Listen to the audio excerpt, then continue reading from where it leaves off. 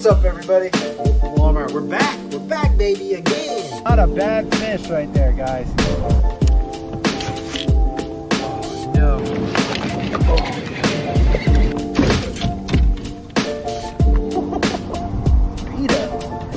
Out here catching Folsom bass right now, dude. Woo, he's a little chunker.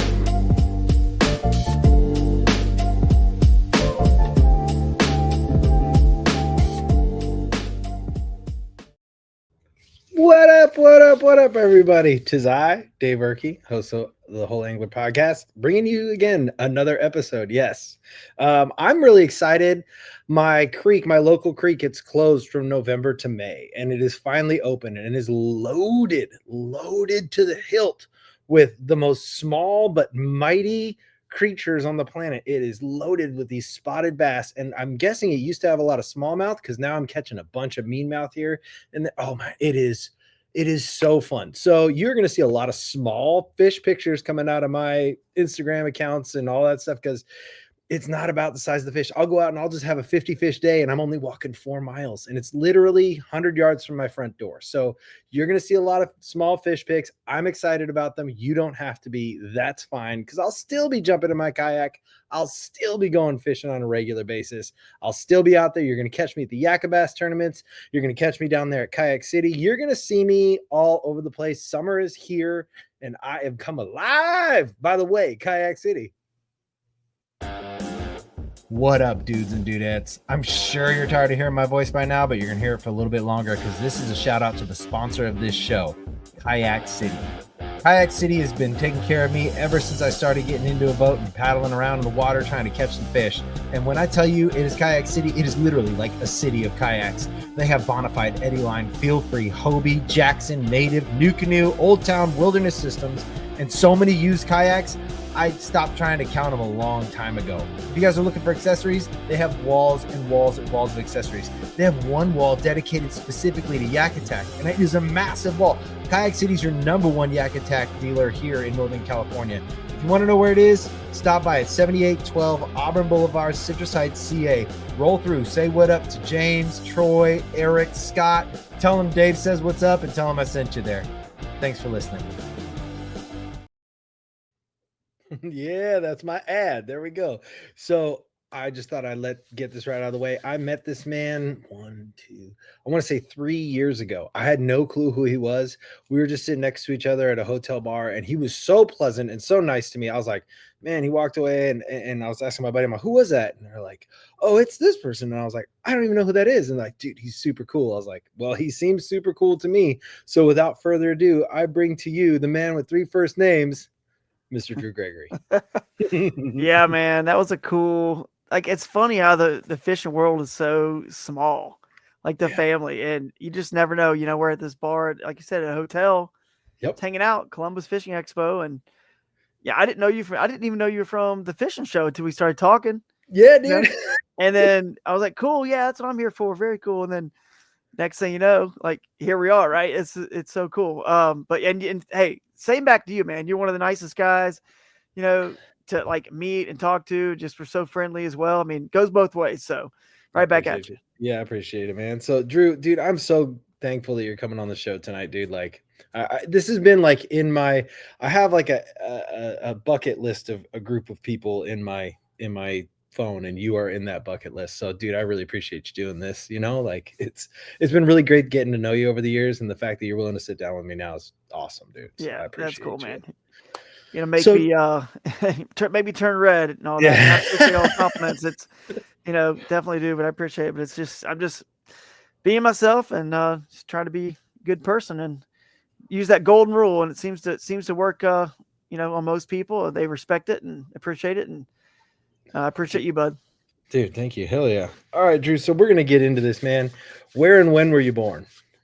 Yeah, that's a good one, man. So am I really excited about the format? You've told me about this format. I'm not going to, you know, be saying a lot of tips and tactics and all the tournament strategy and whatever else people want to talk about. We're going to get into some different stuff. So I was born actually in Fort Worth, Texas. So I'm got bass fishing in the blood. And my parents are from this is a cool story. They're actually from where the Bassmaster Elite Series is going to be in the Sabine River, right? This in 2 days from when we're recording this. Oh yeah. And that is where they're from, is that area. I fished Cow Bayou and all the, which is connected to the Sabine, that you'll see there will be guys fishing Cow Bayou in this tournament. And that's where my parents were from. And then one set of my grandparents, my mother's side, decided to move away to retire and got a little trailer, on Toledo Bend, which is probably like an hour and a half away. So I would either go every, Christmas. Ended up growing up in Georgia, after, being born in Texas and living there for just a few years before we moved to Tennessee, then Georgia. But anyway, we would travel. I would go back to Texas, and we're always up fishing the Sabine or fishing Toledo Bend as a kid, until my grandparents passed and no longer. So I haven't fished Toledo Bend or the Sabine River since I was like 12.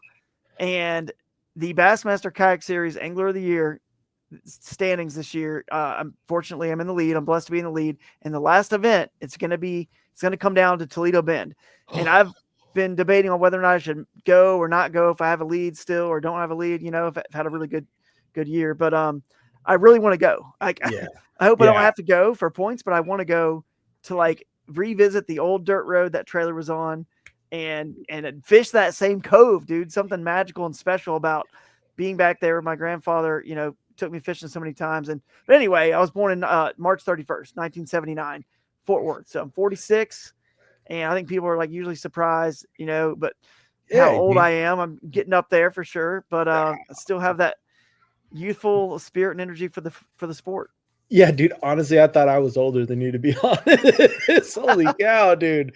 That's awesome. And dude, you have to go to Toledo Bend no matter what the standings are. Like you said, like that is nostalgia, like the most maximum extent. You got to do it, dude. I know. I've been satellite scouting that lake, and I'm like, man, obviously when you're 12, you don't look at it. You just go out the cove that grandfather lived on, and dude, I actually be really excited to fish that lake. So I'm going to try to make it happen. It's a long way away.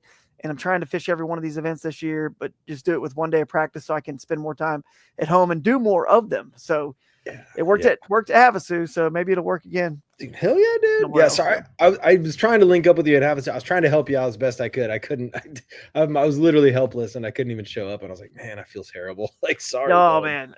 Yeah. No worries. Yeah. But that's my story. That's Fort Worth, where I was born, and my dad moved there for a few years. So that's how I ended up in Fort Worth. So yeah. So okay, so you said you grew up in Georgia. How did you guys you moved from Florida to Georgia and just? Well, it was Texas, Fort Worth to Murfreesboro, Tennessee, just south of Nashville until I was about, I think I moved Texas when I was like 2 or 3, and then I was in Tennessee until I was about 7 or 8, and then moved to Georgia. So essentially, I might have went to kindergarten, first grade, maybe in Tennessee. So in Murfreesboro, and Wade fished the Stones River and lots of places that people listen to this. If you're from Tennessee, you know that river. And then Georgia was like the east side of Atlanta. We could see Stone Mountain from our house. It's a very popular landmark in the Atlanta area on the east side. Yeah. And, just kind of grew up there in the suburbs, and then went off to college and just across the border in Tennessee, Cleveland, Tennessee. So for our good friend John Dalton, Mr. Creek Fishing Adventures, he lives in Cleveland, Tennessee. So I went to a small Christian school there called Lee University, and for undergrad, and ended up getting a undergrad degree in youth ministry, and then then moved back to Georgia for a master's degree in sports management at Georgia State in downtown Atlanta. And then then ended up going to living in North Georgia for a few years, running the for North Georgia University. I was the director of or assistant director of campus recreation, so running the sports leagues and the rec center, the pool, stuff like that, the intramural sports, and then took a director of campus recreation position over at Lander University across the border in South Carolina for about 4 years. So 3 or 4 years. So over there, that's where Brandon Cobb, actually Bassmaster Elite Pro Brandon Cobb, is the coach of that bass fishing team, which didn't even exist when I was there. There was no fishing team.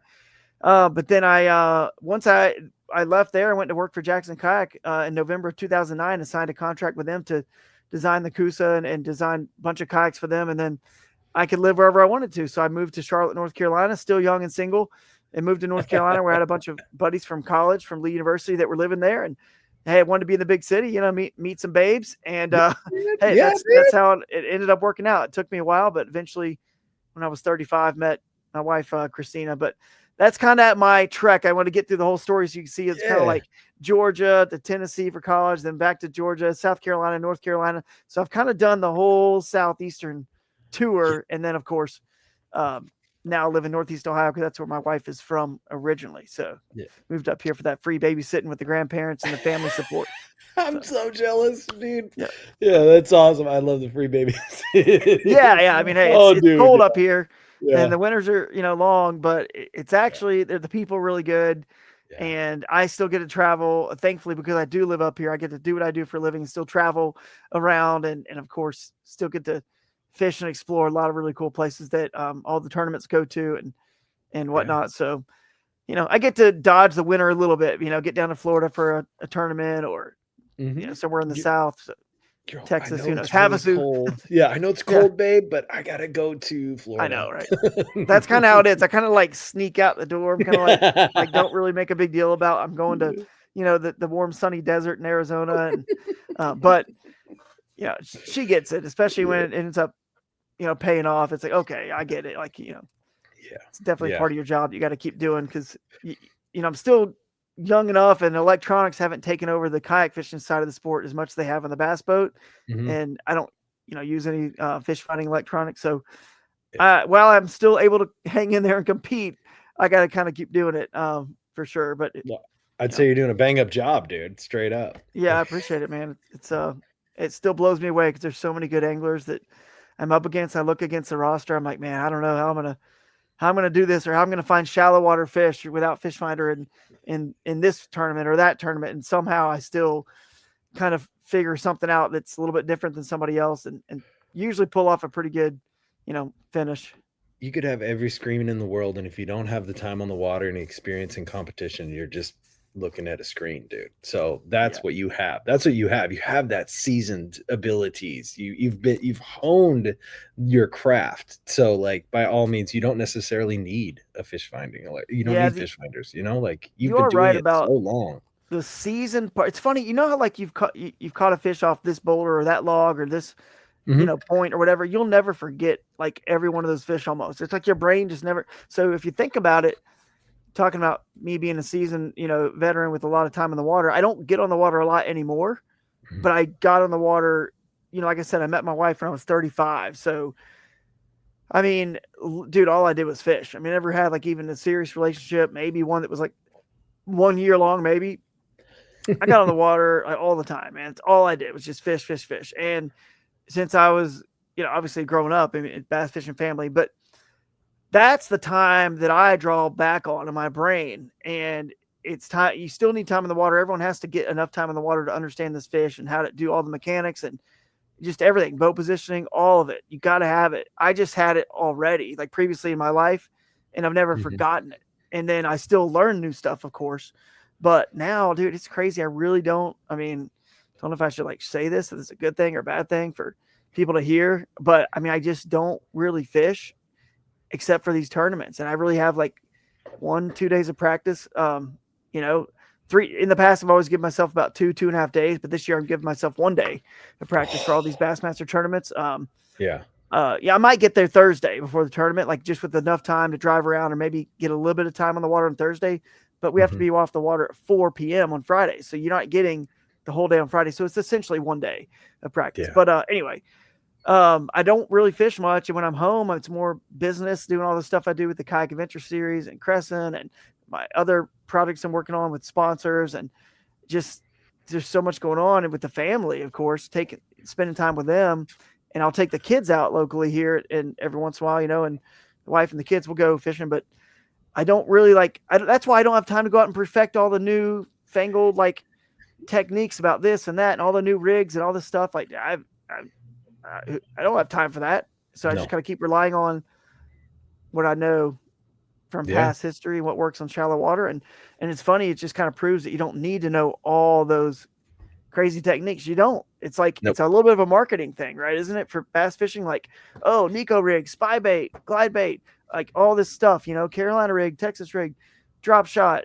It's just crazy, all the rigs you could and things you could waste your time trying to figure out how to do. And who really has enough time to spend enough time in the water except for a pro figure out when to actually use those, the proper time, A the young exact pro, a setup, young the time. pro. Yeah. Yeah, young Yeah. pro, that's not Yeah. much time.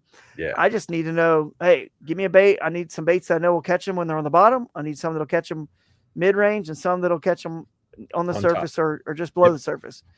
And I use like 10 baits, like Yep. probably ever total every year, same 10 baits. I love it. I love it. I got the pleasure. I actually got to fish with John Dalton the other day. I got the pleasure to go out with That's right. him and Oh, you guys. Darren Wendell, and then Alex had some issues with his kayak. He showed up. We all went and ate food, but I got to fish with those guys, and they smoked me. I'm going to tell you, Drew, they smoked me, but it's because I refused to throw a wacky rig. They were out there wacky rigging and just catching, 15, 20 fish. And I have like this, I'm similar. I have like specific ways that I know how to fish, and those are my strong points. And I'm just going to focus on those and work on. So I'm skipping a spinnerbait under docks. Like that's what I'm doing. I'm just skipping a spinnerbait as deep into the rocks or as docks as I can, and I caught one and I was like, yeah. But then at the end of the day, I was like, I'll give it one toss. I threw a wacky rig once. Of course, I hooked up and caught a fish. I was like, okay, cool. So I caught 2 for the day. That's funny. But, man. Where'd you guys go? By the way, do you remember? I got a pin and a time to be there, and no, so I can't. I have no idea. Tennessee. It was a lake. Yeah, it was a lake. It was one of these wavy lakes. It wasn't like I'm used to, reservoirs and fishbowl lakes in California, and no, it was like this long wavy lake. So I couldn't tell you. Ask Alex. He knows where it's at. He's the one who sent out the pin, but. All I know is I drove a rental car. I did not get killed in the woods, and I had a great time with everybody, and we had a blast. So that's awesome, man. That's all that really matters. Cool. But I was saying, I'm a stick to your guns kind of guy. Like I will live by the sword, die by the sword, and I will be happy that if I lost, I'll be happy that I lost because I fished the way I know how to fish. Yeah, that's it. Yeah, that's what I do, man. Exactly. So let's go back to that because there's a lot to unravel there. But let's just go back a little bit. So you said you grew up in a bass fishing family. Like, were you just out in the water as early as you could walk, or how did that work for you? Like going to school, all that kind of stuff. Yeah, pretty much. I mean, we would fish when I was, as far as I can remember. I've got some old photos of me just holding fish when I was 3-4 years old, and then in Tennessee, I really do remember wade fishing that Stones River with my dad. And looking for crawfish, exploring stuff like that kids just, spend time doing in creeks when it's kind of tough to catch the fish sometimes. So that was more fun to me, just turning over rocks and finding stuff. Yes. So I kind of got hooked on the outdoors from that. And then in Georgia, my dad would take me wade fishing in a river called the Yellow River that was right near our house. Mm-hmm. And it was tough fishing, for sure, but he would catch bass out of there every once in a while. And then at some point I must have been 12, 11, 12, 13, I started to be able to catch a few on my own. And we'd go out to little local lakes as well. We had like a little bass hunter and pond prowler, or whatever those little plastic boats are. Then we also eventually got a 14-foot John boat where my dad and I had one of those father-son projects where, hey, let's turn this into a mini bass boat. We're going to build a deck on the front of it and put a little storage area underneath it and just carpet it and all that stuff. So we had a mini little bass boat. It was really cool. Painted it. It was a really cool project. And we would go to we had a 9.9 on there. So a lot of the 10 horsepower under lakes and horsepower restricted, but also just electric only kind of lakes. Mm-hmm.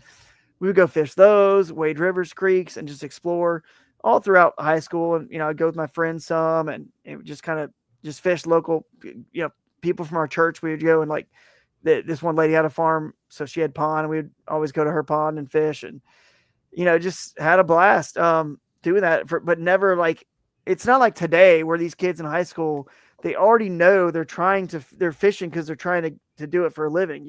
I'm just fishing, just having fun fishing, and that's kind of led me to college. And it is funny how you go through different phases in life, and I kind of. I fished a little bit in college, not a whole lot, but then one day I passed this, out to this lake, which is near probably where you guys were. That's why I was curious. It was Lake Parksville, also called Lake Ocoee, outside of Cleveland, Tennessee, I just saw John Dalton had a fabulous day on that lake a couple of days ago. He posted or yesterday. It's the biggest day ever he's had with one of his friends, like 95, 96 inches of largemouth. And anyway, that lake, right by that lake, there was there was some whitewater rafting over there. So we all from college, we'd always go to the mountains and go whitewater rafting. I saw a bass boat for sale for like $750. It was like a 14-foot fiberglass glass stream. Like they actually made 14-foot fiberglass bass boats back in the day. What? And I think it had like I don't know if it was a 40 or 50 on it. It was something like that. Maybe 75 max, but it was probably like a rated just for, I don't know. But I'd it was say enough 50, to wakeboard off of. So I bought it and I fixed the trailer up. And my buddies from college, we got a wakeboard, and we would have to get people to get on the bow. Like a couple of us had to go on the bow to get on plane when someone was back there. And it was just like stalling, trying to get up on that wakeboard. It was fun, but we would go out there on the lake and play around with it. And then That's awesome. I would catch a few bass every once in a while. Try my best. That was a tough lake to fish. And then it kind of got me back into it a little bit. I should have backed up too, but before I even left to college, I kind of skipped a year after high school. I went like to junior college or whatever, one like semester locally, and I worked at the Atlanta Bass Pro Shops. It had just opened. There was Springfield, Missouri was the very first one. The next one was Atlanta. I think the one after that might have been like the Mirada, Florida or something. And then they started kind of spreading throughout the Southeast. There's one in Sevierville and Birmingham and Charlotte, and then they kind of spread everywhere else. Right. But I worked there, and it's funny. There's a lot of pretty big names in the industry that were part of that original freshwater fishing department team at that, 1997 at the Atlanta Bass Pro Shops. They're doing big things in the industry right now. Other people, I mean, I'm not going to like bore you with who they are and what they're doing, but I see them all at ICAST. We all reminisce about the days we were just, employees at Bass Pro Shops in the freshwater fishing department together. Yeah, dude. So I got a lot of knowledge there. One of my good friends there, his name was Jason, really smart dude. One of the smartest I actually, because my father and grandparents, they all fished, like I said, but they weren't tournament fishermen. They just bass fished for fun and to eat. Yeah. So this guy, Jason, man, Jason McCrae. He was so good. He was just, his mind is really unique, man, and special, super special. And he understood the whole, and it's kind of how I take my approach now. I look at things. A lot of people want to zoom in when they look at lakes and maps and study. And of course you need to zoom in and look at structure and try to find brush piles and underwater things that you can see on satellite imagery and all that, of course. But man, his whole thing was about just think about how the bass relates to the whole world, environment, the whole thing. So like zooming out to some 30,000 foot perspective, I talk about that a lot. Like I learn as much zooming out and looking at an entire watershed and what the topography around it all is, and which creek arm is this creek arm and that creek arm and this one and that river, this one, where are they coming from? Where's all that water coming from? And what terrain is that water being like draining, right? Is it like city? Is it rural, like farmland? Is it mountains? It all tells you something about the nutrients from that water. And it tells you a lot of stories. If it's colder, if it's clear, there's a lot of things you start learning, and that affects those creek arms of the lake. Right. And then that can give you clues about which areas of the lake are better as well, not just those creeks and rivers themselves. And so it's kind of wild that I learned a lot from him about, like all the reels and what a bait caster is for and why it was made and what, how you're supposed to use them and all, like everything to the fine details about. And he and I would fish some team tournaments every once in a while as well. And anyway, real good dude. But I kind of credit him to helping me think about this fish in a totally different way than most people, than my dad or mom, that fish, grandparents. So, but he's looking at it as at the animal as a whole. Like it's not just the bass; it's bass as the group, as like an animal, all right, how they relate to their environment around them. Their entire world is this watershed. They do not leave it. They've never seen anything other than it. So where did they go? How did they come? Where's the clean air? Where's the dirt? Like not everybody wants to live in the city because there's too much smog. So, and that most healthy people in the world live way out in the boonies, So you're like, okay, I get it. That's right. So my curiosity is, so you went just public school your whole life, or did you go private school, or how'd that work? Because you mostly said you public. I mean, we had there was a small private school we started with, and when I moved to Atlanta, that it kind of lost funding or something. I can't remember what happened, but we were there for a couple of years. A little private Christian school, and ended up going to public school starting probably like third grade, maybe. I would say third grade. So, but basically, public school. And then And then, I went to Shiloh High School. If anyone out there knows the Atlanta area, went to Shiloh. It was a big school, like 3,000 like students. I mean, it's probably a lot bigger now, but that was big for the time. Because my college only had about the same amount of people that I went to. Lee. Now it's got, I mean, probably like 5,000 or 6,000. I don't know. It's grown a lot, maybe more than that. But I went to that school and for high school and just all public until I went to the private Christian school, Lee University for college. So. Yeah. So the reason why I was asking is like you said you got into youth ministry as like your minor. So I was just wondering where that triggered in or where that was like kind of instilled in your life where you know what youth ministry sounds good. I can tell you, Drew, growing up, I grew up in a church. I have friends that did not grow up in a church. Youth ministry would not be on their list of like minors. So how did that all get kind of geared up? And that was, I mean, technically that was my major. It was just my undergrad. That was my major. Yeah. And so but my dad is a minister. So that's what brought us to Atlanta. He was on staff at First Baptist Church of Atlanta. Pastor named Dr. Charles Stanley that brought him there, that some people out there, of course, may know. And because they were like televised on TV for many, many years, probably still are, I don't know. But I think he's since passed. But anyway, that's why we ended up in Atlanta from Texas, because he went on staff from Tennessee, where we were right before then. But he went on staff with First Baptist Church of Atlanta. So that's where I was and why I was in Atlanta. And then, my dad's taught seminary. He's pastored his own church. He's got his own ministry, counseling ministry, and traveled, done mission trips all over the world. Still goes. I mean, my parents are still alive. He's in his mid-70s. Still goes overseas. I don't know if he's done. He might be done now. I'm not sure, but he still travels and teaches and trains other leaders and counsels with them and their wives and stuff at other countries. So it's kind of always been in my soul to care about others, love others. And growing up in church, I saw just how much fun that the youth group, like my friends were all in the youth group. I didn't really have friends from school, from high school. I was kind of like quiet at high school. Wasn't really like outgoing. Wasn't part of it. Wasn't bull crap. Bullshit. Yeah. I call bullshit. Dude, quiet? No way, dude. Kind of more quiet at school. Wasn't.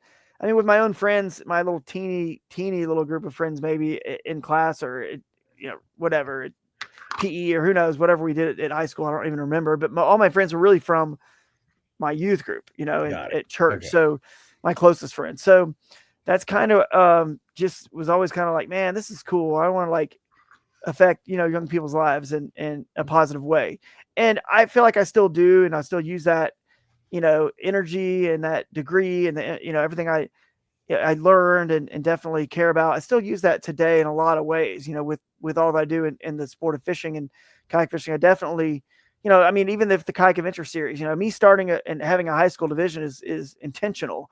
I want to get kids, there's a lot of things they could be doing out there, right? A lot of ways to get in trouble these days, a lot of things to just lead them down wrong paths. But I know that fishing, what it did for me is it kept me focused on something that was healthy and wholesome and it helped kind of really just not be able to ignore how incredible the world is, the planet is.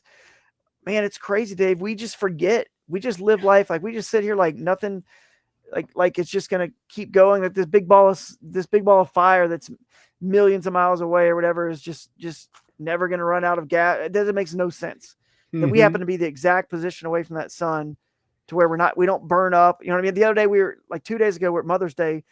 We were at hibachi and they throw the flames on the hibachi grill, Japanese, and the guy makes the volcano and he blows up all the fire. And my son is like jumping back because he feels the heat and it's like so hot. I'm like, just imagine, dude, like we are at this exact position from something that's so freaking far away. Yes. And it just it never stops burning. Yeah. No one can even explain any of this stuff. No one can explain it. And that's where faith comes in, obviously. And I mean, this planet being created, you can't explain this. Like nothing can create nothing, right? I mean, something has to create something. It can be nothing.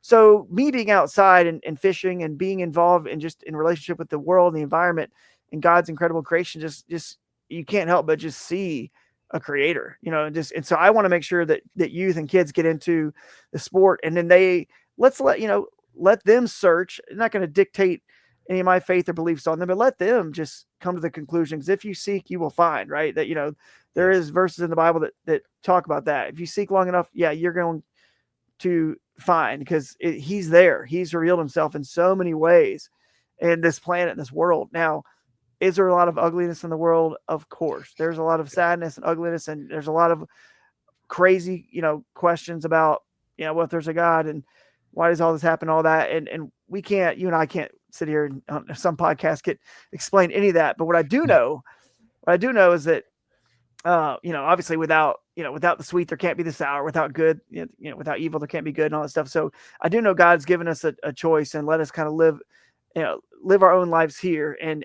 to find a relationship with him the way, that I care about my son so much, but I'm not going to force him to love me or you know what I mean? Like, be a part of my life. But I really, really hope he does. And if I, give him all the resources and the stuff that God's given us on this planet and shown us, I hope he's going to see that and turn to me the way that I think fishing and being in the outdoors hopefully gets a lot of youth and folks involved, not just youth, but other people too, involved in seeing that there is love and God does care about us, and the bad times and all the sadness and the quote unquote evil and the bad stuff you do see is really a lot of times meant to, so you can hit almost a rock bottom or see that and turn to him too. It's not like it's so, and then at the end of the day, hey, the best way I've heard it described is it's hard to judge what's happening in this world right now. We have a lot of political unrest. We have a lot of stuff going on. So it's hard to judge it all when we don't see. Think about a painting like the best painters out there, Van Gogh or whoever. Man, if you looked at that painting mid-painting or when they just started, you're like, bro, what? Yeah. It makes no sense. Yep. And we are looking, unfortunately, we don't have the ability to look and see this planet, this world, and who we are as human beings and souls. We don't have the ability to look at that Mona Lisa completed yet. So we can't make a judgment. We can't understand it because it's not completed yet. We don't get it, but he does, and he knows it. So we have to kind of wait. And the best example of that is when I lost my job at that university. It was an interim position, right? So I thought, well, all the students love me. I was working at that university in North Georgia. All the students love me. All the faculty love me. Everyone just assumed I was going to get the full-time position after that year. I bought a home there, my first home. I mean, I committed to this university, but I just didn't. I was unaware that my boss, she was similar age, and she just wanted to go a different route. I don't know why. If she was just like, I don't know if it had any bit of jealousy or just didn't like that I was, so close to the students, and I don't know what it was. I'll never be able to really fully understand why out of the blue, like she chose a different candidate, but I literally broke down and was upset. I mean, think about it, dude. I'm in my early 20s. I'm crying. I just bought a house. How am I going to pay for this mortgage? I have no home. I'm 30 minutes from my family, my brother and sister, my niece, nephew, brother-in-law, sister, niece, nephew, my brother, my parents, everybody in Georgia. What am I going to do? Where am I going to go? And it seemingly was the worst day of my life, where I'm so mad at God and cursing, frustrated just at him. And how can you do this? This is, but think about it, man. Now I look back on that day and dude, it makes me so just, I don't know if ashamed is the word or saddened or that I didn't trust in God enough to know that he knows what he's doing. And if I don't lose that job, I don't move to South Carolina and take that job at Lander University, where it's a small town with no one around me, no one my age. I had nothing to do but fish. All I did was fish, get better at fishing. And it led me down the path where I started river bassin and riverbassin.com and river bassin tournament trail and building a brand for myself in kayak fishing. And it led me to literally be able to fish for a living. So if you think about it, how silly does that seem now? I'm crying. I'm so pissed at God. I'm fighting with him. Dude, that was my dream job. I'd be living in Dawsonville, Georgia, working at that university still today. And there'd be nothing wrong with that. That'd be fine. But God had knew, I guess, the desire of my heart. He knew that obviously I love fishing, and there could be even a greater job or something I could do with my life than even what I thought was the best that there ever was that job there. And he literally had to make that happen for me to go this other way, for me to fish nonstop, so I could eventually lead me to being able to fish for a living. And I mean, I don't literally fish every day for a living, but you know what I'm saying? Work in fishing for a living. And, yeah, it's not the most lucrative thing, and it's a grind, and it's like a job like everybody out there. But man, I wouldn't trade it for anything. I really wouldn't. So Mhm. that's kind of my story of like how you got to look at life. And now, guess what? COVID hits, or and I lose our position with Jackson Kayak because it kind of broke the company apart. COVID kind of did, and there's other incidents and things. My wife had a tumor pulled out. Or, I mean, there was a tumor. It was they didn't know there was cancer there, but they took a what's the thyroid, half her thyroid out, one half found cancer. Like Mhm. there, and it was obviously it was taken out before they even knew it was there. So it would end up being okay and everything's fine now. But the point is, like, no matter what happens, you lose a job, you lose this happens, whatever you get. Like, I know now because that original trust and like that lesson I learned, I feel silly that I was like, so because I know at the end of the day, he's looking out for me and he's taking care of me and my family because we put our faith and trust in him, and he is. And we may not always like the initial momentary outcome of everything. But even like when I was protested for some big tournament in Bassmaster, and I didn't know how that was going to end. I didn't feel like I broke any rules, and but I didn't want to win the Angler of the Year and win that tournament if I did, whether it was unintentional, obviously would have been. So I was just like, you know what, I'm going to put it in God's hands, like I've done everything else, and so that's kind of like a big lesson So that I've just learned in life. So that's no, that you nailed it. Like, I was taught, I had my own struggles in life, and I kind of I got my brain screwed on straight about 2005, and had an older guy tell me, he's all, because you go through life, life hits you hard, life always lifes, and what he yeah, told me was, it's not a loss, it's a lesson. You just haven't figured out how to hear it yet. And I was like, exactly. oh, okay, and it took time. I figured it out, but I would like to ask you, like, is this the source of your unstoppable positivity? Probably, Is this that probably. golden cup you're drinking from? I mean, Man, probably it certainly is, but at some point, everyone has to make just some sort of like internal decision in their brain. Like at some point, you give up and you're done. You know what I mean? And then you let your look. I got kids. I could pan this camera around and just a mess everywhere. Basement's a mess. It's a wreck. A kids throwing stuff everywhere. Life is just. yeah, I could just at some point I could just give up and say, man, I'm just done ever trying or caring to clean up or to try to teach the kids how to technically how you're supposed to be doing things right, but their kids are kids, right? But anyway, and I could end up just giving up on that or giving up on whatever. You could get hit, like you said, life will hit you so many times with certain things happening at work or health or whatever. And you can either just keep fighting and staying positive and or eventually, I mean, when you give up, you're kind of essentially saying like, I'm dead. Like I'm done. Like it's over. I'm never, you know what I mean? Like it's just like, I don't know. But I guess it is my source for that positivity because I've seen the worst tragedies and things in my life that I thought were the worst, at least. Much things can be much worse, right? You could, whatever, physically get hit by a truck or whatever, like yeah, yeah, lose my limbs or yeah, there's a lot worse than just losing a job when you're 23 and or whatever I was 24. But to me, it felt like the end of the world, right? Obviously, at that point, but it taught me the lesson. You know what I'm saying? So it yeah. keeps me positive on what is God going to teach me from this, or what great thing is around the corner next. You know what I mean? And my dad always used to say something like it's like the mark of the cross. When things go bad or something happens, it's just kind of like that's the mark of the cross. Just kind of reminding, like you know, Jesus who lived this perfect life. They found something wrong with him that they are like Mhm. putting him on a cross and like whipping him and whatnot and so there are things that no matter how nice of a person we are, how good good we are, whatever, there's always going to be people that see things that or find things that they want to pick at, especially in this day and age. And obviously believing in God and putting your faith in him, you're going to have the same human things are going to happen, right? That happen to all Yeah. of us. I mean, I'm not immune to any of that, but it gives you the difference is how I think we treat it and how we react to it. And like you said, Yes. just continually staying positive and like what's the lesson. And dude, that's the exact same thing I tell people about fishing. It's your whole life, all your tournaments are one big tournament. So don't look at the event like, oh, I sucked, I got 73rd. And no, look at it like, what did you learn? Because that 73rd is going to help you get a 33rd or a third at some other point from something you learned. So it's actually all tournaments are one big tournament, and then all of life is really one kind of like big tournament, if you want to call it that. Lessons of blows, ups and downs, and all the different blows that tend to happen. But there's just no choice. I mean, but to just stay positive and hopeful, because the other alternative is I'm done.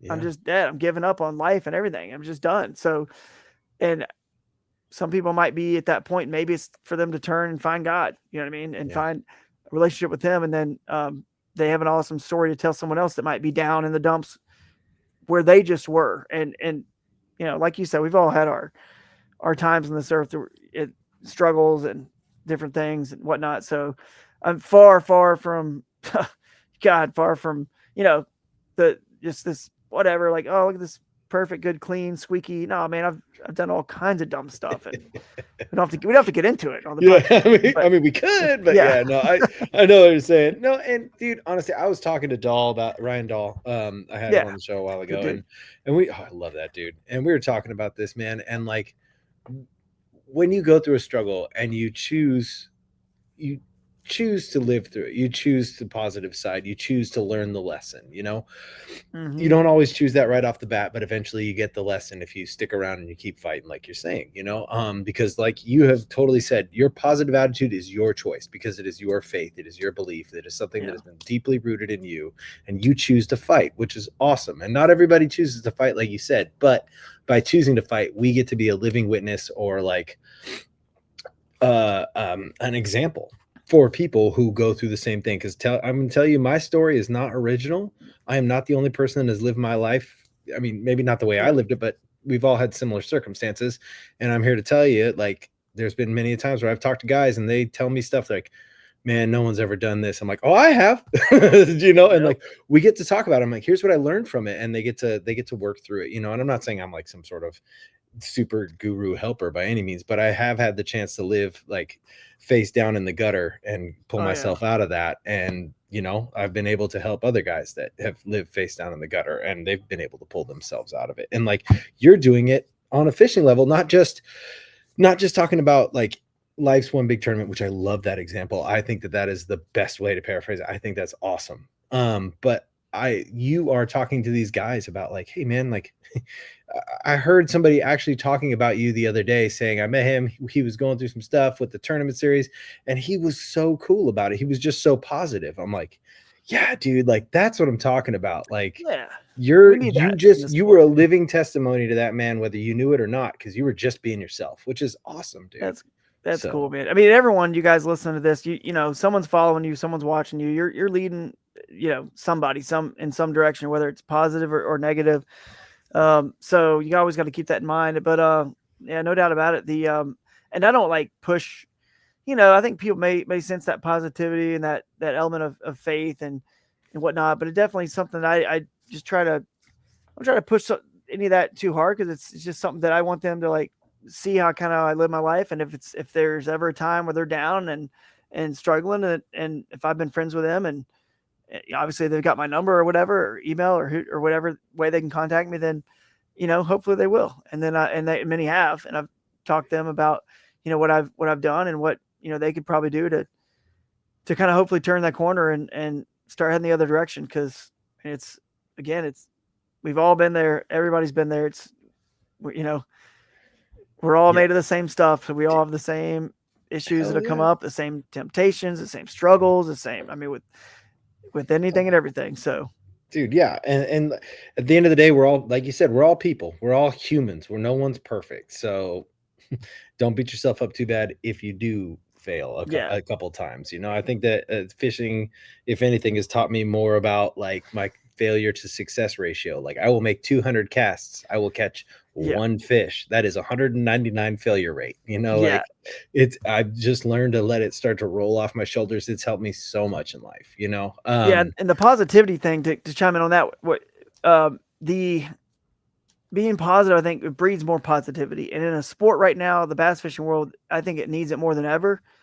And if I am positive and, just, I want to breed and draw on for the Kayak Adventure Series specifically, I want to attract a similar type of person who's more of those type of like positive people who are just upright, honest. They're not all there for, it's not like about the money, you know what I mean? Only like 2 people ever come away with any tournament in the kayak world actually making some sort of profit, probably 2 or 3 people, even at the Bassmaster kayak series level, like maybe a few more there, but not many. So we might as well, like, the people who just focus on that, and that's just, it puts them in some mentality of like, everyone else is my enemy and I don't want to be friends and not have fun and fellowship. And I want to attract I hope that I don't attract that kind of person. We want to attract the opposite, the positive person that creates, it allows people to come together, fellowship, and creates these friendships and bonds where,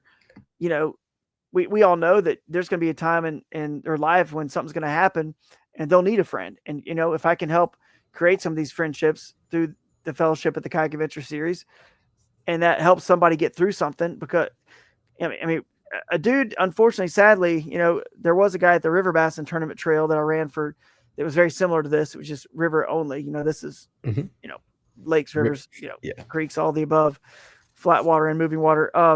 But like, yeah, he went through a rough time. There was, he committed suicide. I want to say maybe a few years after the tournaments were over, he did. But like, I think about him and think about those, that we have lost. It's like, man, everyone goes through tough times and needs a friend. So if we can get together and fellowship and make the focus more about that fellowship and that camaraderie, or as much about that as it is the actual tournament itself, then I think everybody walks away from every event a huge winner, because it's about the experience. It's about the adventure, Kayak Adventure Series. That's what it's about. And not, you got to look at an entry fee like you pay a fee to go play a rec, like my buddy Ken Morris has always said. Like, he looks at it like paying a rec basketball fee. Oh, $250 for the season. Cool. Yep. I'm going to go get exercise. I'm going to play. If I win, I'm going to get a t-shirt. That's the only thing I get back monetarily, or trophy. But it's about fellowship and the exercise and the good time. That's all these tournaments really are for, and they should be for the majority of the people. You got to go into it looking at it like that, because like I said, for the majority of people, you're not coming back with a profit. Only like 2 or 3 people or ever, even from every tournament, really making, once you count lodging and entry fees and tackle and all the gas and fuel, it's like, dude, it's got to be about something more than just the money and the winning. It's got to be about us, people, fellowship, friendships. Exactly. And I mean, I know that there's only usually like there's one winner. Well, the cool thing about the Kayak Adventure Series is you have multiple winners, because you have the winner of the whole tournament, you have your team series, and then you also have the micro bag division. So there's like multiple ways to do stuff with the Kayak Adventure Series, which is super rad. But there can only be one winner, so there's a lot of other people that don't win.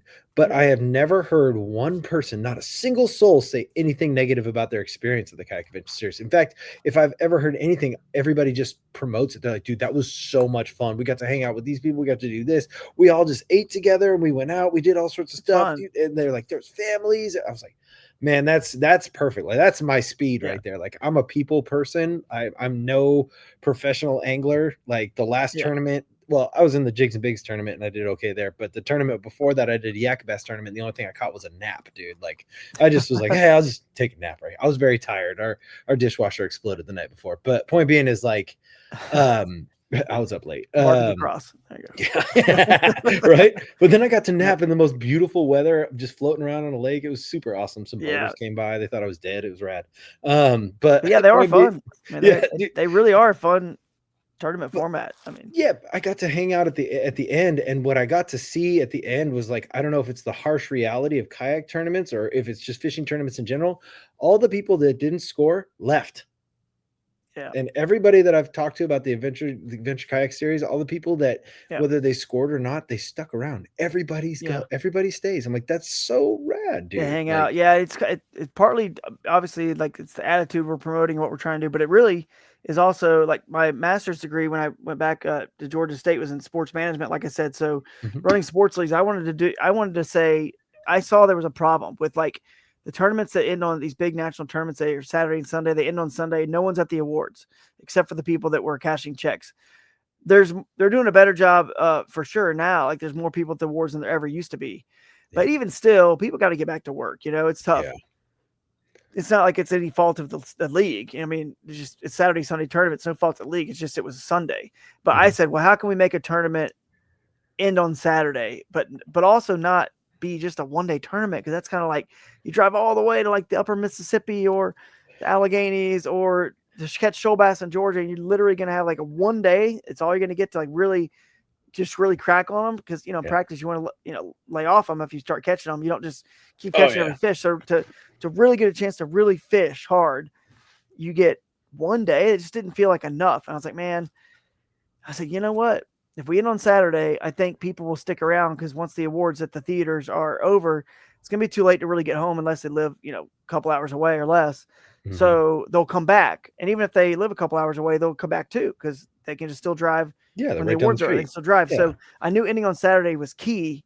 It's all about the whole, like the format, the way this whole thing's laid out. It's super, super like, I mean, it's like a year of thinking about it. Like, how can I solve this and solve that and this.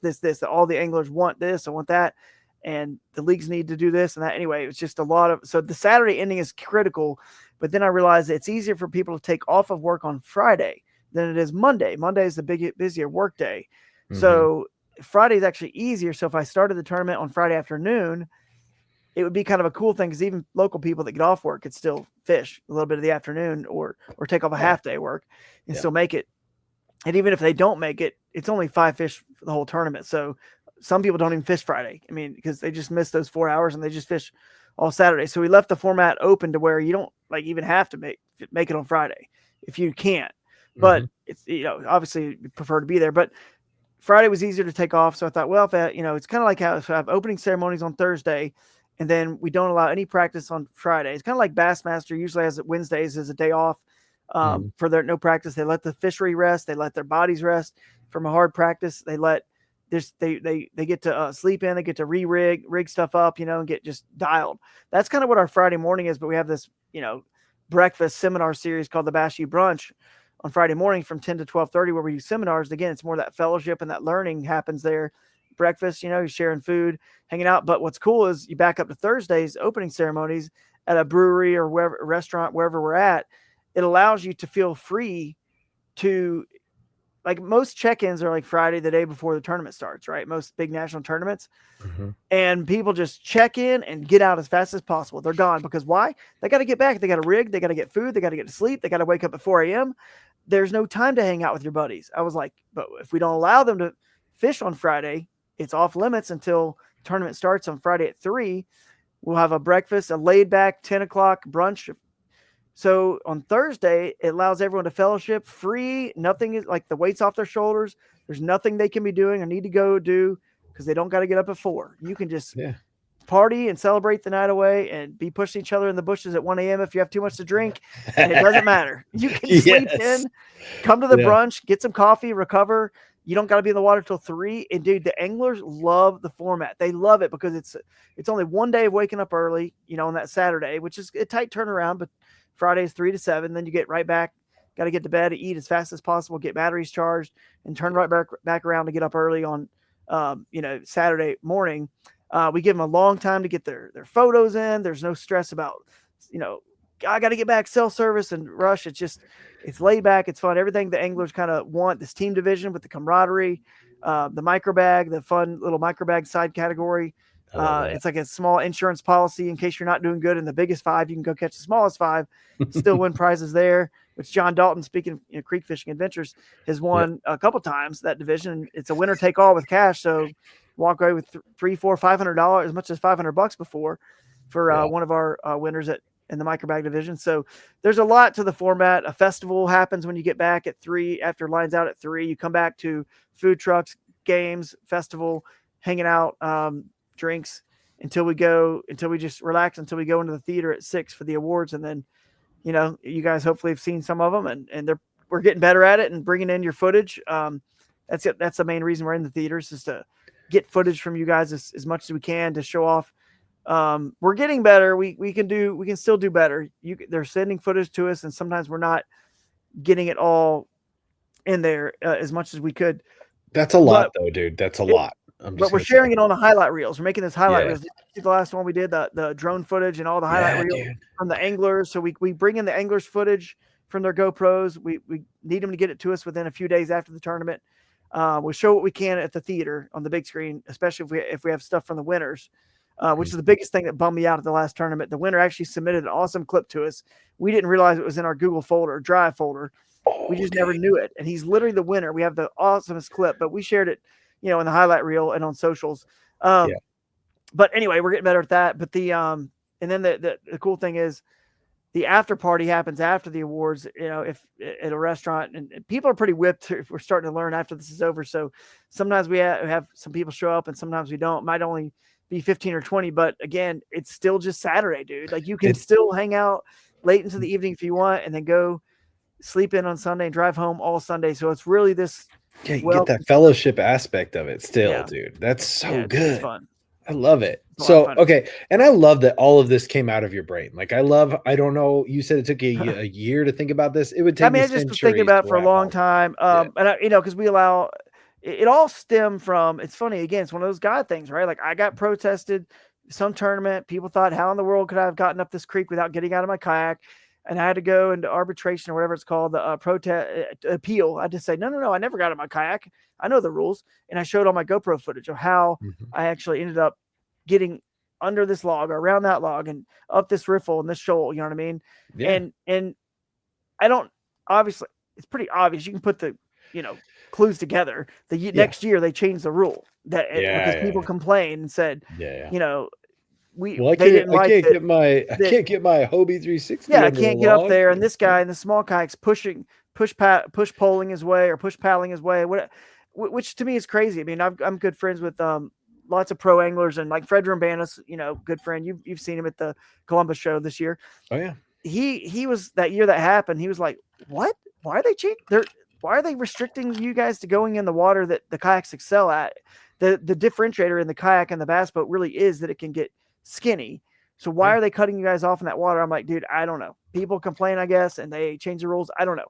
But because I just push my way up slowly, right? And I got through it was really shallow water and found some big fish were up there, right? I mean, it's not like it works magically all the time. You go up any creek and freaking water and you end up catching big fish because most of the time if you caught a bunch of dinks, there would have never been a concern. And there was people in the top 10 the year before, the exact same tournament, the year before, the exact time of year. People in the top 10 were in the exact same spot I was because I know those people. I'm not going to call them out and say that. We can go back and look and see on the photos who was also catching Alabama bass in that tournament from the year prior, but they didn't win, so it didn't matter. So no one complain. It's just our world. I think we react too much when people are negative because we don't like that chatter online, and we knee jerk react. And the reality is that's what the kayak is supposed to go. That's what differentiates us from the bass boats. So that's the last thing that should be cut off in kayak tournaments when I'm putting in at a canoe and kayak launch.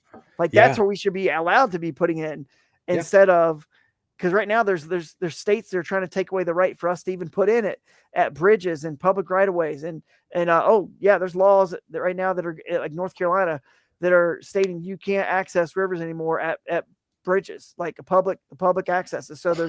So we need to be utilizing these resources. This tournament trail and kayak fishing tournament should be on the forefront of pushing access to these waters. Otherwise we're going to lose it. And we don't make rivers. They're just natural, right? We don't make, we're not making lakes anymore. Anyway, back to the whole thing. They make the Gregory, they made these things that people now call the Gregory rules. Even though I never put in somewhere that wasn't, public and we all could put in, anyone else could have put in where I did.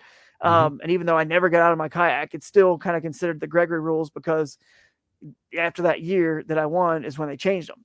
So if it doesn't happen, my brain doesn't start my whole life is about fishing wild places. That's why I got a kayak and to begin with, to fish wild rivers and creeks and places that boats can't go. That's how and why I got into kayak fishing, which we never really touched on that. But that was the main reason. I was going to backtrack to that. Yeah. I waded that, but rivers and creeks as a kid. I love fishing rivers and creeks. And so once I learned how to whitewater kayak in college because I was by that whitewater river, like I said. Yeah. And when I graduated, I needed some time to get out and just be by myself. And I was back living with my parents. So I would go wade the river again. Long story short, I was like, man, what's down there? What's further? I just want to go further. And then I started seeing people started using kayaks to fish out of in 2004. That's what led me to that. But anyway, the Kayak Adventure Series rules real allowing quick, you to real quick. portage. Who was the first person you saw jump in a kayak to go fishing? Like, who was the inspiration where you're like, oh, There were these, I mean, you wouldn't really know them, but they're guys in this forum called GeorgiaRiverFishing.com. got it. And, you know, there was Sam, the guy who started that website, Sam. He was in a kayak, like he had like a Wilderness Systems Tarpon 120 or something. And then some other guys named Randy, whatever, all these guys that just had Cobras and ocean kayaks, all different brands like that at that time. And then, but it is the genesis of like why I got the kayak is the right tool for what I love to fish, the wild places. Yes. That's the right tool. It's the only thing that can go there. The bass boats can't make it all the places. So to me, it's what makes us unique and different, what we need to highlight. So me, if you think about my whole life, like I was saying, is built around this watercraft and getting to all these wild, incredible places on the planet that nature and people just don't get to see. Just incredible God's creation, just wild still. Like it before we dammed up, you know, and submerged a lot of these rivers. Just incredible. And so then, like, I could not stand that it's going to be because of me that somehow the tournament world and the rules are going to restrict us from actually going to the places where I based my whole life on this kayak, where it goes and why I fell in love with it. Like that just crushed me. I was like, I got to like do something. Either I have to start another tournament trail like I did with river bassin, and I fixed all the flaws with river bassin, which one was it was only rivers, and that hurt. Like when it floods, it's hard to reschedule some big national tournament event, right? Yeah. It's hard to like with coordinating with the cities and everyone's schedules and my schedule, especially now with kids and everything. So, but anyway, I fixed a lot of things with the river bassin trail.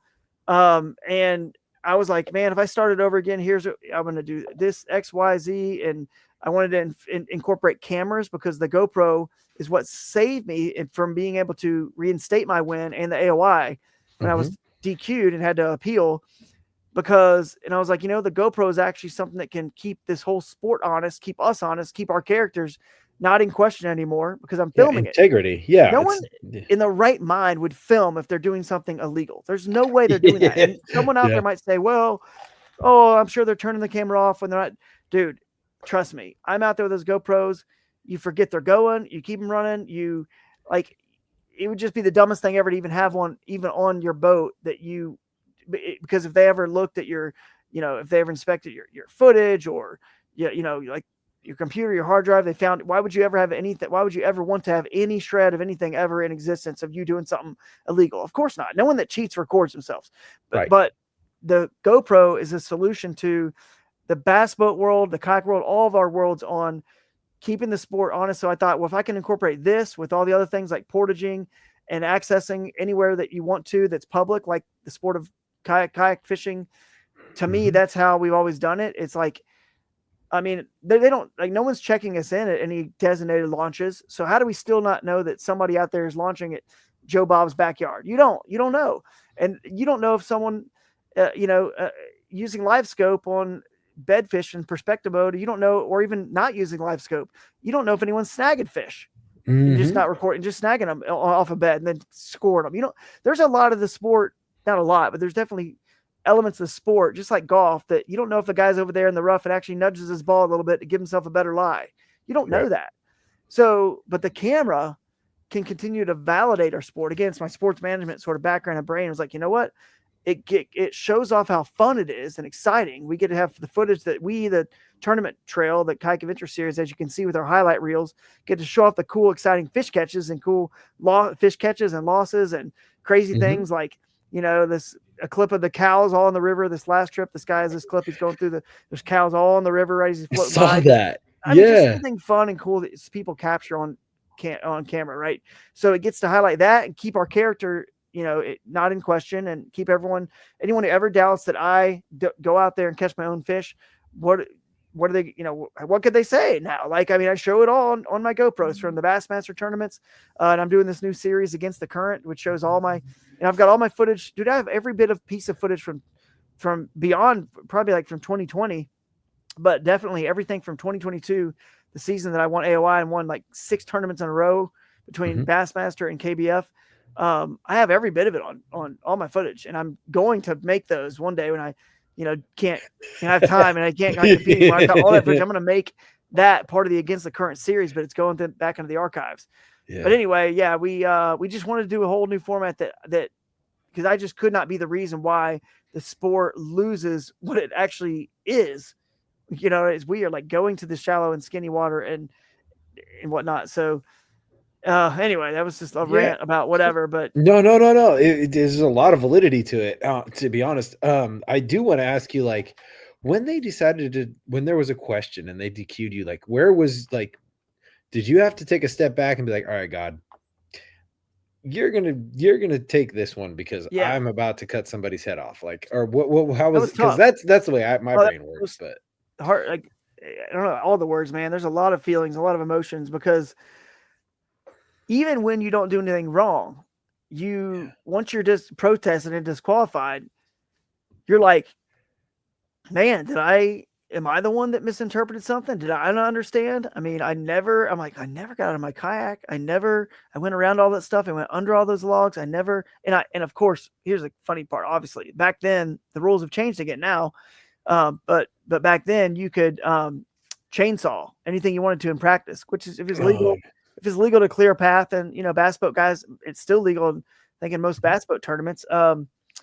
And that's what the odd thing about the rule is to me, just in general, is that, like, Fred Urbanus, like, I was getting back to his stories, he said, like, dude, I've push pulled for 2 hours before through mud and lily pads and shallow water that had no fish in it to get to some backwater I wanted to get to that was deeper and had fish. For 2 hours, I wasted my time.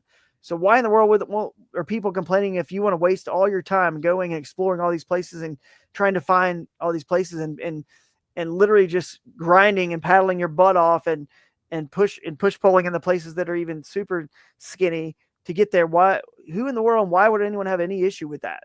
That you're just burning your own time and energy. I'm like, I don't know, dude. But anyway, but that's what was your actual question? How did you? The rule. The tough. Well, how did you basically get through that? It was very rough, and it was part, like I said before, I've been through a lot in life already, and then I realized I'm a moron for ever questioning God, and just keep putting your faith and trust in Him, which lets you be able to.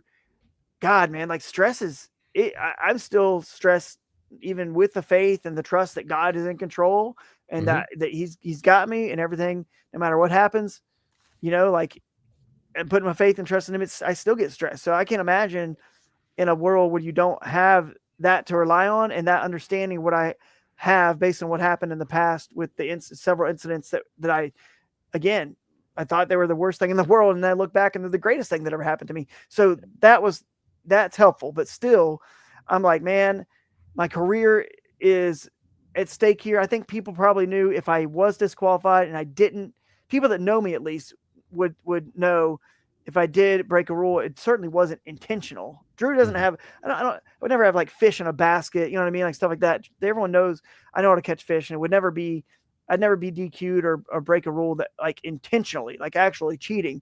But a lot of people out there don't know me personally and don't know who I am. So that, like, my reputation, I've got, kayaks with my name on it back in the day, at least with Jackson, I designed kayaks with Crescent, my livelihood with all my sponsors, like, it all could just be gone in a poof, even though I didn't do anything wrong. I was like, dude, this is nerve wracking right now. Yeah. Anxiety, stress, like, it's sad because I didn't get the chance to really enjoy. Maybe I will win another AOI. I don't know. I mean, I'm in the lead now. But there's no guarantee. There's too many good sticks, in this series. But maybe one day I will, because the saddest thing was I came home and my kids and my wife had this incredible chalk drawing on the driveway. Congratulations to Dad, trophy fish AOI, and literally it was like that night. I think I got a call from Chris Bose saying there was a protest, and then your throat just just sinks, like you're whatever, like, you know what I'm saying, like you're I don't know, you're just like at a loss for words or whatever. Somebody's like, standing on your chest. Wrong, like who's protesting what? Like, what did I do? So like I said, I could have chainsawed the trees down. I didn't even do that because I knew in practice I'd cleared the whole thing. I'd ran the whole section to the lake, so I knew I could do it. my little ultralight kayak from Crescent. I knew I could do it. So why would I go clear the path for anybody else? That's a competitive advantage. Of course, I'm not going to do that. So I took Friday off and didn't do anything. I just rigged and got ready, and rigged. And even though chainsawing was legal in the past, I only actually chainsawed one time ever in the history of tournaments. And it really didn't have to. It was just to make a path a little easier. Yeah. But anyway, so it was tough. My wife being by my side was very like a big part of it too. Just having her by my side and just support, and then just put it in God's hand. And I just had to like put the video out there and say to everyone, hey, I feel like I didn't do anything wrong, but I'll go through the process. We'll see how it shakes out. I don't want to win if I did something wrong, even if it was obviously unintentional. I don't want the AOI trophy. I don't want the trophy for that win. Both were at stake. Obviously, if I win the tournament, I win AOI. And if I don't win the tournament, I lose AOI. So both were at stake. So I don't want either one of those. If I did something, gained some advantage, then broke a rule unintentionally, I don't want it. So let's figure out if I did or didn't. I'm going to show them, I didn't say this, but I'm basically in my head. I'm like, I'm going to show them the video and let them see. And fortunately, the coolest thing is, and again, it's a God thing. I had really good footage of the main things that were sent to me via footage that other anglers had sent Bassmaster. Like, how did he get past this log? Well, if you're at a Hobie or some other, and you don't fish the way I fish, you don't really know how to do those things. You don't know how to go right by the root ball, because a lot of times when the tree lays over, actually by the root ball, which looks like the biggest mass, it's around the outside. The water cuts out on the other side, right by the bank. Yeah. And if you don't have a kayak that's as skinny and small as that ultralight was, well, actually I was on the Shoaly at that tournament, but the Shoaly is pretty small too. But I was able to get it around, and I just showed the video. I was like, here's the same tree. You guys can see this is the same tree in this video that they're sending, and this is me going around it. And I went back, even because you were allowed to get more like, what's the word? Like, gather more evidence of anything you could find that proves your case or shows your case. I went back and even got a third angle video of that exact same log of me going around it, from just setting it up on a GoPro Jaws clip on a tree, of me going around that log so that they could see. And then plus my chesty or my back camera. Yes, my chesty from the tournament, in the tournament actually doing it. So it would really help that I just, filmed happen everything. to have that. I don't know. I don't think in the tournament, I don't think I had my, you're not thinking about this. So I don't think I had my GoPro running literally nonstop. Right. So I just fortunately had it on for that particular log and obstacle, because it's wasting a lot of like your camera time. If you have to you're ducking under logs, you've got to take your camera down sometime, your back camera. So you're not going to record if you have to pull your pole down to go under something. So I was just fortunate I had that. And a lot of them, I had tons of them. So I showed them here's a bunch of logs. Here I am laying my seat down, going under this one, going over this one, around this one. And then these shoals are shallow, and then pushing my way up these shallow riffles, because can't get out of your kayak. So, which is again, why is that a rule? I mean, it's legal. Like on any given Saturday or Sunday, if I go kayak fish that creek, I can go get out of my kayak and drag it. And drag. So, and that's what every kayak fisherman does on any given Saturday, Sunday. So if that's the way the sport is done, then when it becomes a competitive part of why would that not be part of it? I was like, I got to make a series where people can still continue to really kayak fish the way that I fell in love with it, the way that I love it. I have nothing against bass boats. I think it's great that people in kayaks turn them into mini bass boats, and that bass boat guys love their bass boats. That's dude. If everyone fished like me was all the same, then everyone would be all my rivers and creeks, and I wouldn't want that. So I'm actually pro live scope, pro all that stuff. I think that's great. You guys do you, and the fact that we're diverse, Dave, is the beauty of this world, dude. And all of us, we're so different. Race, ethnicity, our styles, and our character and personalities. It's great that it comes out in our watercraft in the sport. It's so cool. And so I don't know why, but I'll never complain for them to ban all this live scope, ban that, stop doing this. It's just kind of I don't know why people feel the need. I guess they felt like they're spending all that money on the big boat, the electronics, the motors, the trailers, everything, and it feels like if they spend all that, they felt entitled, maybe that it should equate to success. And the reality is I'm just working my tail off physically and going in places, and it doesn't always work. And it's a lot of dead ends. You hit a lot of dead ends that aren't this pot of gold, right? So, but they just, I guess, chirped enough and they changed the rules. So, and it is what it is. And then of course people thought, well, how's Drew going to do now? He can't go and do what he used to do, And it's like, and your answer is to fly across the country and jump into a lake in Arizona that you've never seen and just win real quick, then fly home. Yeah. I mean, love it. That was a pretty cool moment for sure. Yeah. And then win the Bassmaster Championship, and win, obviously that do well. And like, I finished 4th the year after I won AOI, and then they changed the rules. I finished 4th the next year at AOI, then 6th the next year with fishing like the minimum number of events too. I didn't even have any mulligans, if you will, fishing the minimum. And then, now I'm in the lead now. But again, it's not like I just understand the fish and the creature, which brings us full circle to the beginning of the podcast. Like it doesn't matter where you put the boundaries of rules. I'm going to figure out in those rules, in those boundaries, where the most Drew catchable, fish are, where my style works, and I'm going to go after them and catch them. But in some ways, the way the rules now, I wish they would get changed, because, I mean, it would hurt me if, like, I can get to fish that other people can't get to right now. Back in the day when the rules allowed portaging, we all could get to all the exact same fish, because anyone, even though it's a little bit harder to portage a little bit bigger boat, you can do it. You know what I'm saying? You can get to it. I mean, let's say you have just a normal size, like a shoaly normal size boat, like a Kusa HD or shoaly, or like think about this PWR or Attack or whatever. Any just normal size, like the RVR, just back to a quote unquote medium sized boat. Those are super easy to like portage. So if they made the rules back to like you can just portage, then my advantage would be nullified. Everyone would be able to get to all the fish that I love to get to. And now I feel like with my setup, I trim my motor, my Torqeedo properly. I've got it drafting shallow in that shoaly. I've got it rigged and trimmed and everything just perfectly. And I know how to make it work with a rock guard to get shallower and skinnier than anyone else can get within the rules. So now I'm like one of the only few people that can probably get to a lot of the fish that I get to out of the whole field. And if they change the rules, which I think it'd be awesome to let people get and still fish and highlight these areas of these for these communities and tourism departments that bring us there to promote their natural resources. And the bass boat world does a great job of promoting the flat water on the lake.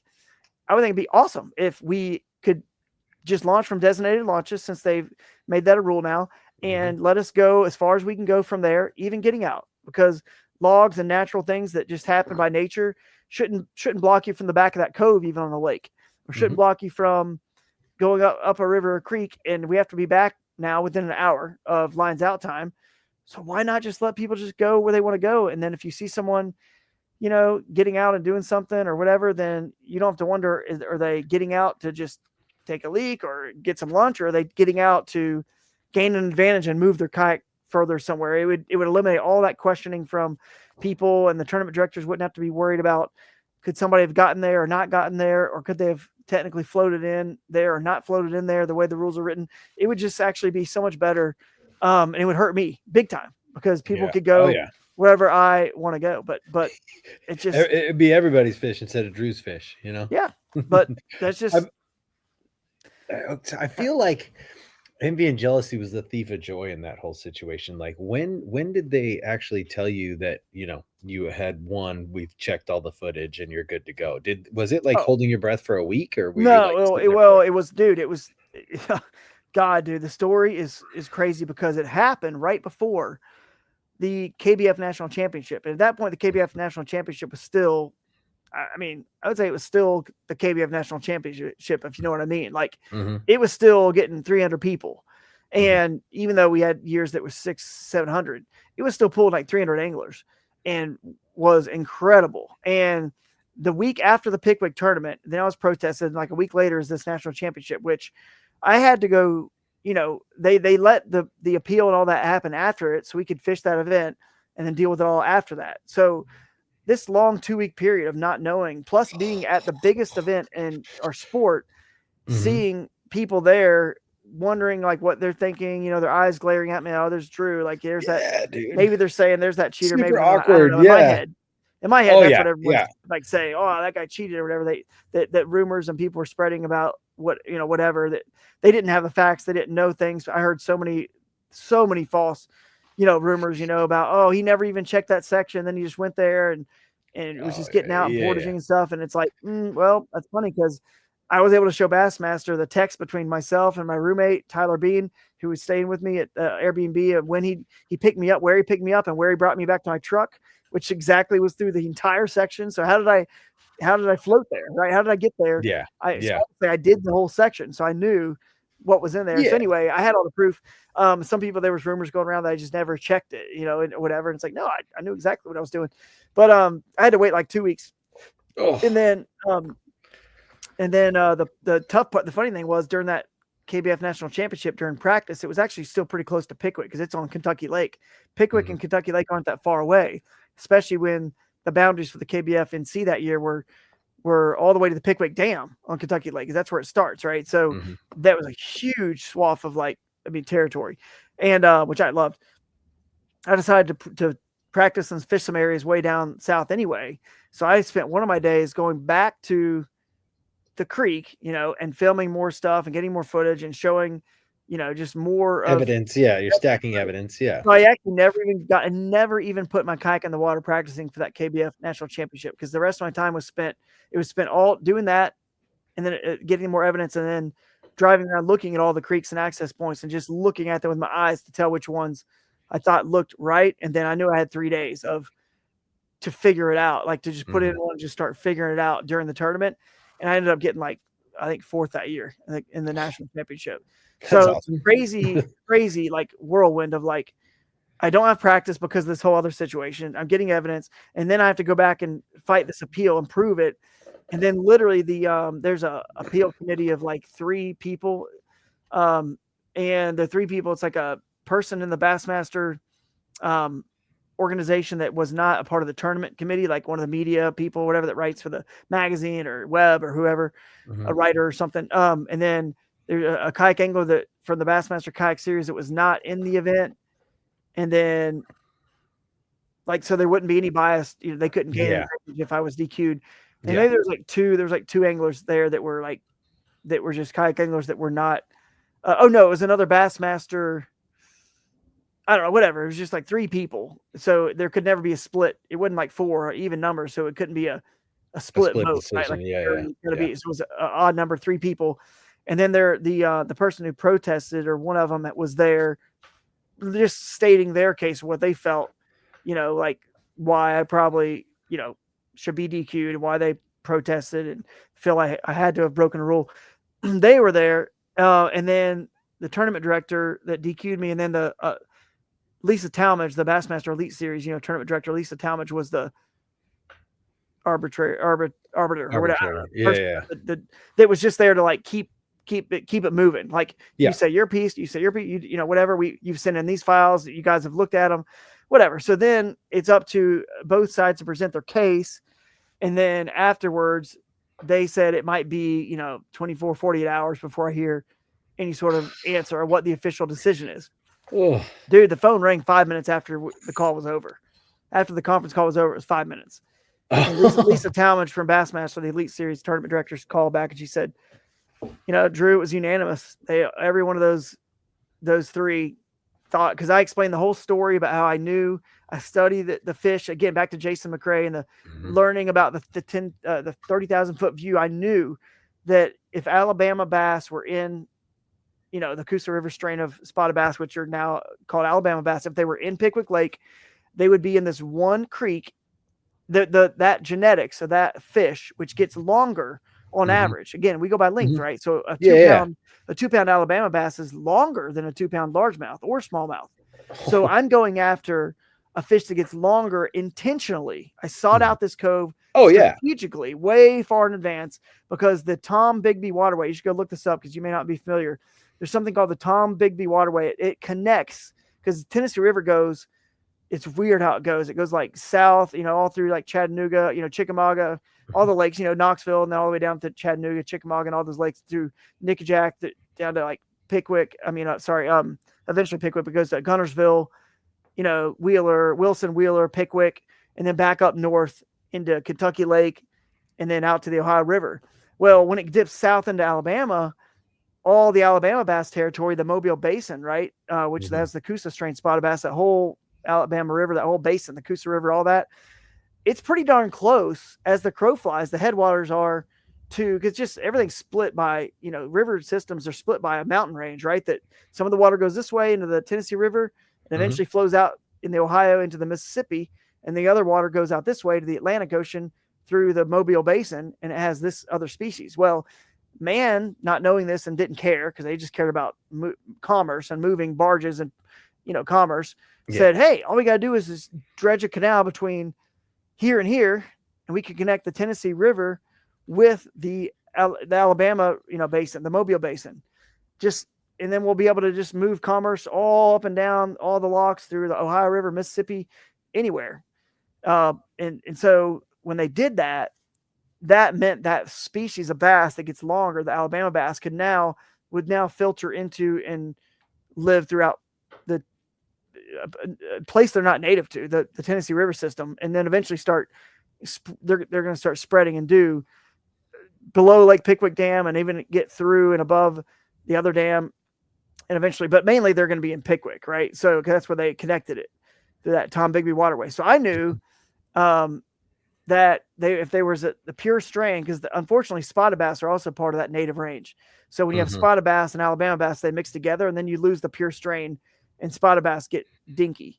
So when they mix, but I needed pure strain, like pure genetics. So I said, man, if there's pure genetics of these fish anywhere in this lake, and they get longer, they do. And I know from living in the Southeast and fishing all the waters in Alabama and Georgia, places, they are one of the black bass species. There's like 3 or 4 that really just like the 3, like smallmouth, Alabama bass, and shoal bass that really can get pretty darn big in very, very small, skinny water. So I thought, hey, if I can just find them up that creek, then I know that big ones, that species does a pretty good job. Pretty big ones will live in small water, and they're cool with it. They don't like, and like largemouth, they're a little bit more, they still want a little bit deeper water. They won't go, you won't catch like a big giant, like, largemouth in a dinky creek the size that I was in. Like, it's just not going to happen. Anyway, so long story short, which is never the truth with me, but I'll say it anyway, but they're always long. They're not short. But I explained that in the arbitration panel, right? And I told them that it was just very strategic. And then I had my pen showing that, I did clear the whole section, knowing that I went through it to see if I could make it or not, connected to the lake without getting out of my kayak. And then here's my map pins, and here's where my messages. You can obviously, I've got my witness statement from Tyler saying he picked me up there and brought me back at the top, all this stuff. So they knew I did. I explained all that along with all my footage. And that's why Lisa was like, dude, she was like, that was unbelievable. Unbelievable how you won that tournament. Like, we were because I don't share stuff like that to on every podcast, because you're giving away secrets. And this was like, I have to share it for the sake of everything, all your livelihood. Stake, my livelihood is basically at stake. I got to share every fact and detail I know about, about this fish and how and why this was my strategy and what I did and where I launched and everything, just to share everything with them. Because you just don't share secrets and spots and locations and how you do things and why I explained it, and they just 5 minutes, they were like, oh, that's unanimous. Like, he didn't do anything wrong, and he should be applauded for, she was like, you should be applauded. That was like one of the coolest wins and strategies I've ever, you did a great job. And they all thought so. And congrats, man, you deserve that AOI and the win for that tournament. It was a really cool moment, like where you fall to your knees and you're crying, like on the phone with tournament director for Bassmaster. You're just like crying, like, because I felt the whole time like I didn't do anything. I was like, I don't think I've done anything wrong. I've read the rules over and over. I'm a rules tournament guy. It's my master's degree. I'm a real stickler for reading the rules and understanding the rules, and finding any way I can, that anybody else can too. It's not just me, but finding any way you can take advantage of anything in the rules that someone else may not, realize is totally legal. And if it plays at one tournament a year or for one fish, dude, that's freaking huge. You got to pick up a little bit here, a little bit there on every tip and tactic you learn and strategy, and it culminates into hopefully a high floor with tournaments. Yeah. Have you ever explained all of this to anyone before?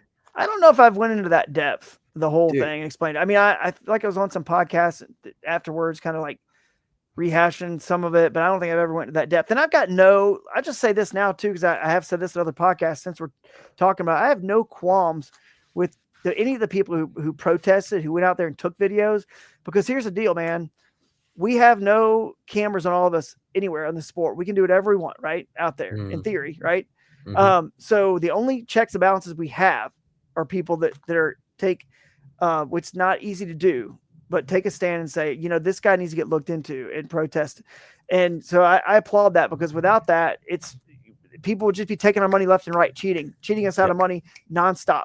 So I'm glad we have it. I applaud them when somebody wins, because I won Grand Lake, I won Lewis Smith Lake, Bassmaster, both of those. Then I won, I swept the KBF Trail and Pro Series on Champlain.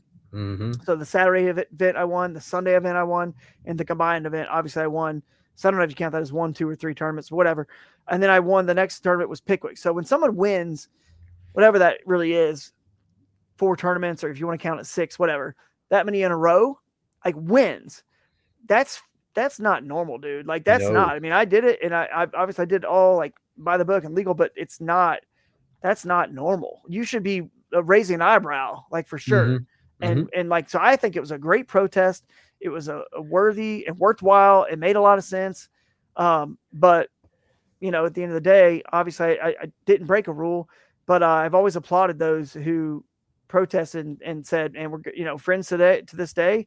I got no issues with any of them whatsoever. And you the Bassmaster Elite Series rules state, if you see an angler doing something, breaking a rule, you are now held liable if you don't report it. Because that's the only way we have to make sure we're all not getting just ripped off left and right. So, no issues with that person or those people whatsoever. Thought it was totally fine and part of the game, man. You got to have thick skin. If you're going to win a lot, trust me, people, even without protests, are going to question how you did it, or did you, because the only thing the GoPro can't solve in the sport is the information rule. Did you get information when you weren't supposed to be getting information?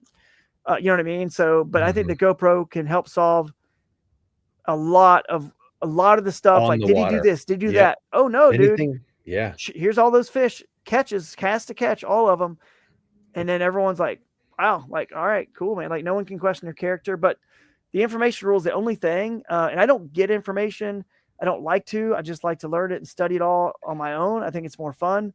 I'm going to go out on a limb and say that you have more information than anything that anyone could give you. So and that's the way, I mean, I feel like I know this fish, and it's like I win every time or whatever. That's impossible. But I feel like whatever I have is usually better than what other people probably have. And and they also have information based on their style and their skill set and their, you know what I'm saying? Like they could go to, like, I've seen people that I've stayed with at houses before saying like, man, I just went to this spot, and I just couldn't catch anything. It sucked. And I'm like, I'm not saying anything, but I'm like, dude, I was just there and I wore them out. And there is a differentiator. And, maybe it was, they just couldn't pinpoint where they were or make the right cast, or didn't have the right ability to skip a bait where it needed to get, or whatever. You know what I'm saying? Like, and vice versa.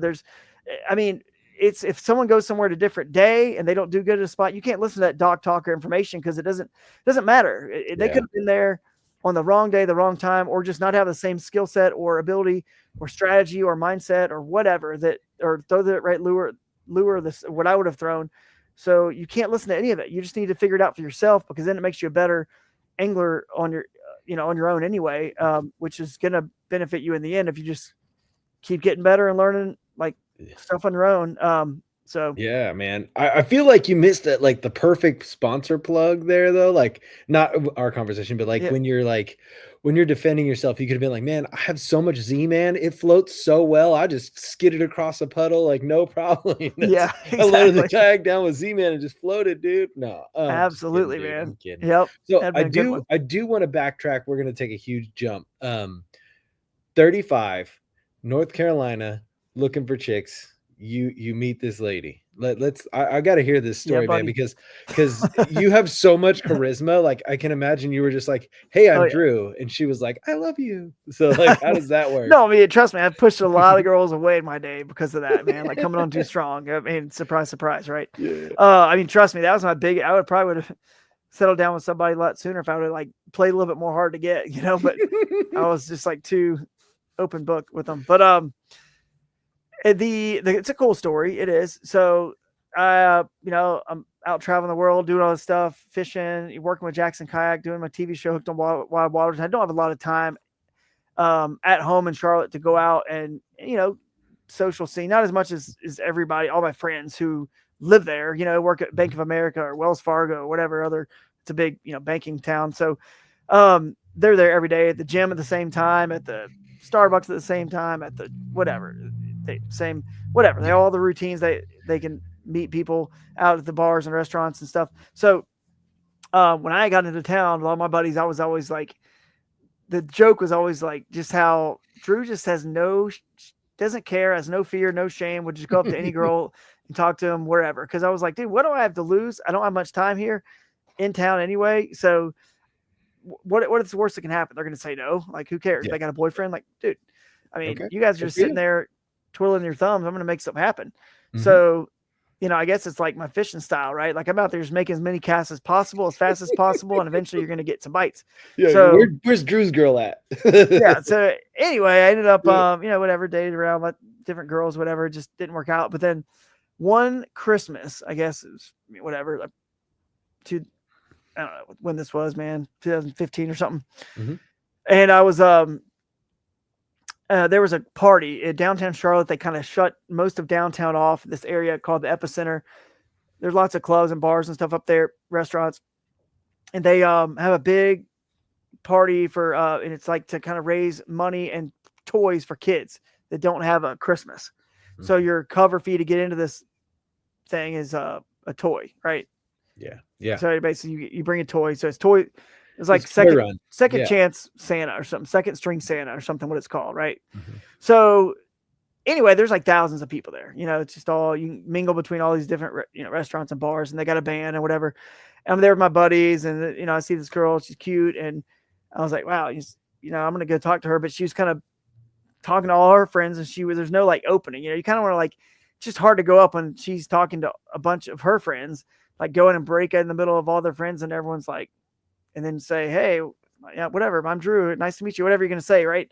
And at some point, I guess like one of her friends, this girl went to the restroom, this other guy, it was her friend, went to go get a drink or something, I don't know, but she kind of was like left sort of like alone, and not like completely alone, but I guess it was like maybe one other person there. But anyway, I saw my chance, dude. I saw like the window opening up, like just I was at the right angle to skip under that dock perfectly. Just one chance to make that cast right in the shot.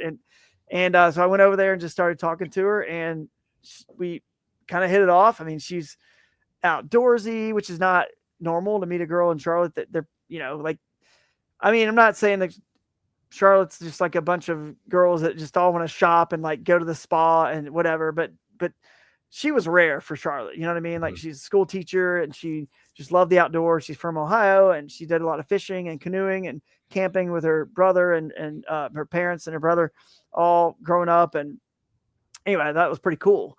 And so I talked to her for maybe like 10 or 15 minutes.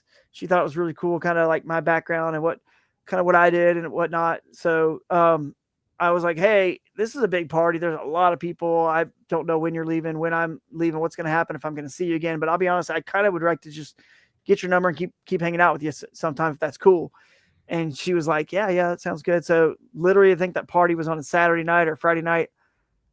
That Monday, we were, you know, went to a bar to hang out at a restaurant. It was like a Mexican restaurant, sat at the bar and just closed the place down and just talking all night, and watched the Monday night football game and just kind of hung out and talked, and sort of the rest is history. I would like, that was December, and I was proposed to her in like March, like 3 months. And you literally skipped the next dock. Oh yeah, I skipped it all. I was like, I'm boat flipping, dude. Let's go. I'm boat flipping this thing in. Let's go. And not playing around. Straight braid. Yeah. She's in the boat, And we had a wedding in November that year, so it wasn't even a full year, and we were married. Again, I was also 35. It's like, you know what, if you know she's the one, like let's not like mess around and let's just and it's been awesome. So we got a couple of great kids, and it's been a fun. Man. Now, like every marriage, dude, it's still marriage, man. It's tough. It's not easy. I've changed. She changes. We gotta work on communication, like everybody in every marriage, especially me, and my stupid memory sucks and so forgetful. It's like she tells me stuff 10 times and I'll still never remember it. I feel bad how much she's got to like, say stuff to me. But anyway, this has been great. Hey, just ask me how to catch an Alabama bass. I remember that. I'll remember that. I'll remember everything. That is true. That is frustrating to women how we can remember all that stuff about fishing, but we'll forget what you just told me 5 minutes ago. It's like so true. But anyway, an argument in my house too. It's all good.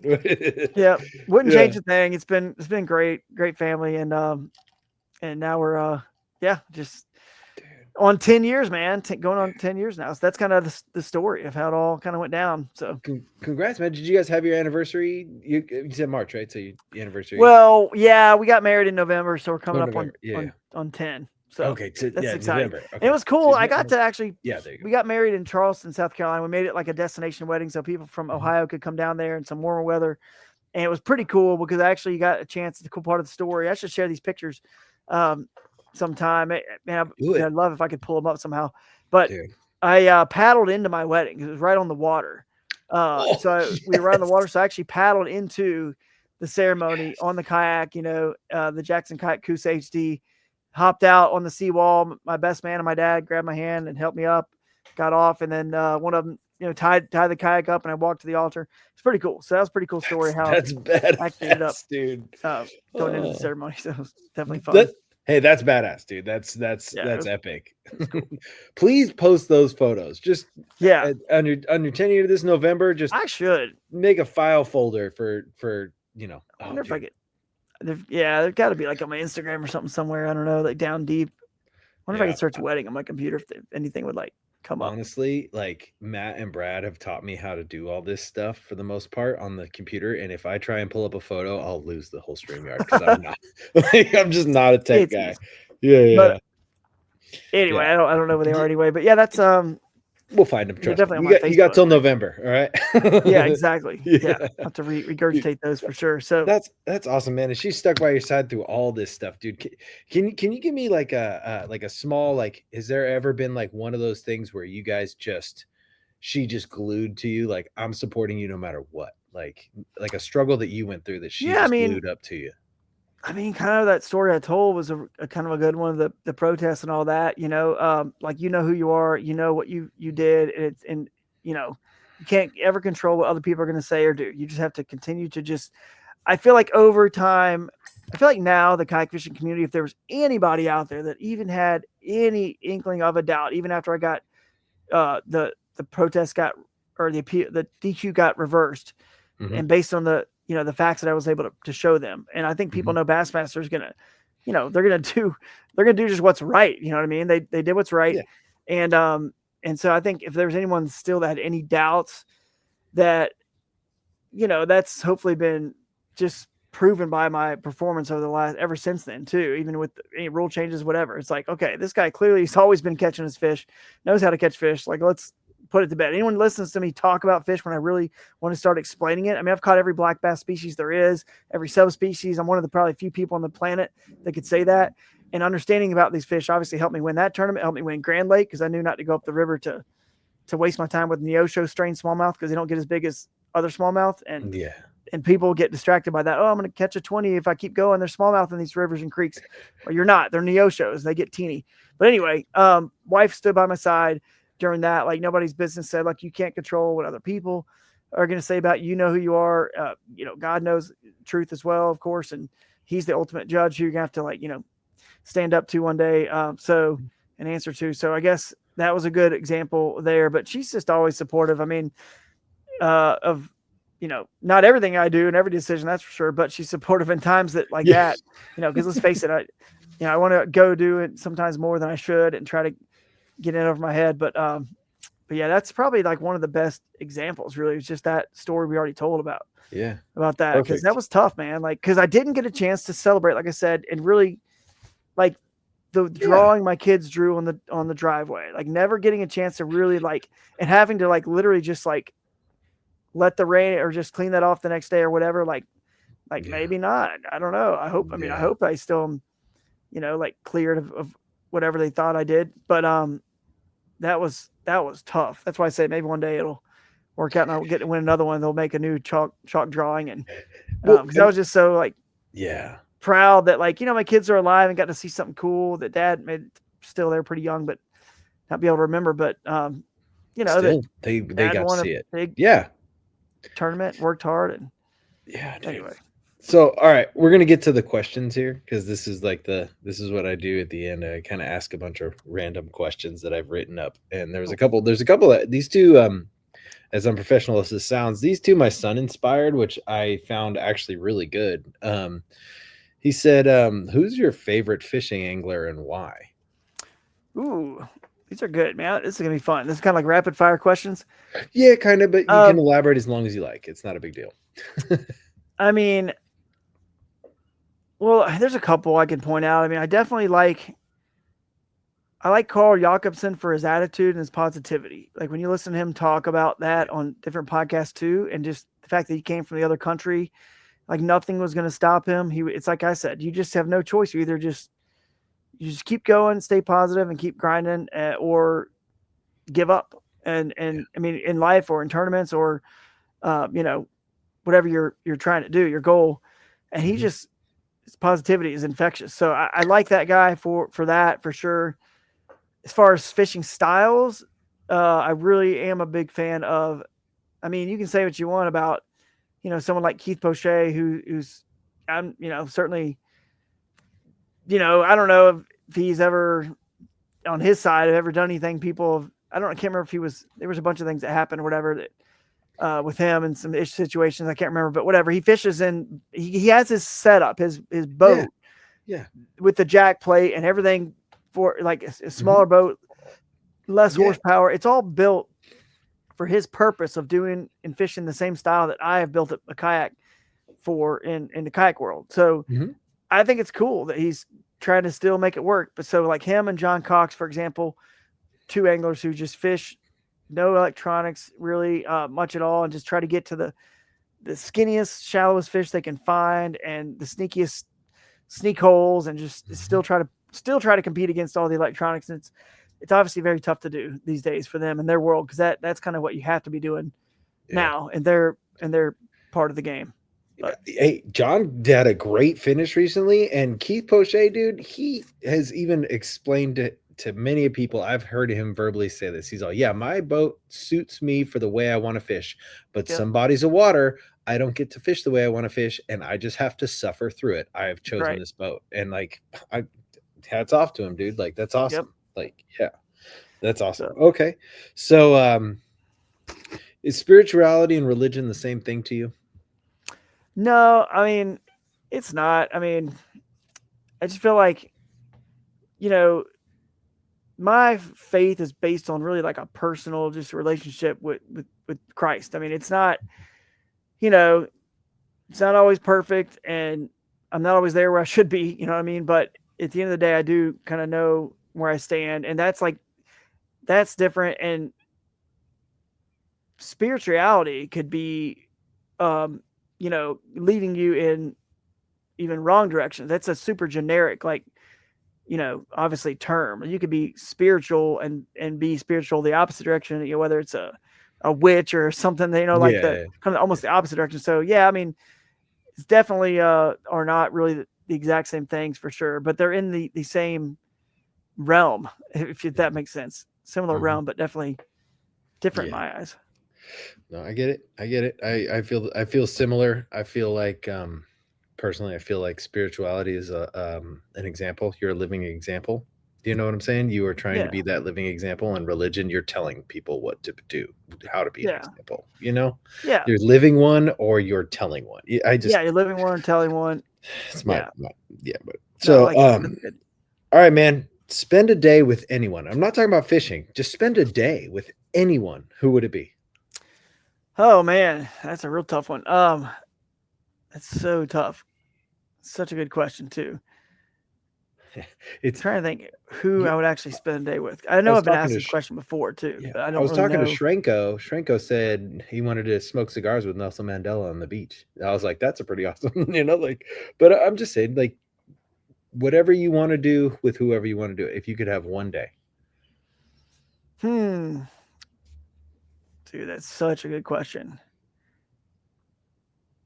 if it I mean, helps I you, know I've answered this question before with different answers, like yeah, back in Tiger Woods in his heyday. You know what I mean? Like just seeing how he, you know, committed his, how he balanced his time and all that workout. I mean, I know I've used that example before, but then Tiger Woods had his own stuff that going on, so it's not really the answer anymore. But who would I really, really want to like spend? Like, who am I super just, I don't know, like follow or infatuated by on, on a global scale that we would all know? mm-hmm. I just don't even know who that would be right now. It doesn't even have to be now. It could be anyone in history. Anyone in Like history, yeah, too. for me, like I'll help you or not help you, but like mine was Jesus. I have a lot of questions. Yeah, I that's would like, like some answers, yeah, like so I'd like to that see some stuff. I So thought about saying that. That's almost like, it's almost like for sure that's like the answer. That's like the one that, of course, that's like. I that mean, there's would nobody else that you rather would pick than that. Like, it's almost like that's the obvious one and the one that you would. But I want to like think about somebody in history or somewhere that you know. Dude, that's such a good question. And just blanking it, who I would really pick. I mean, because I had so many athletes that I idolized when I was a kid and growing up as well. you're a basketball fan, yeah?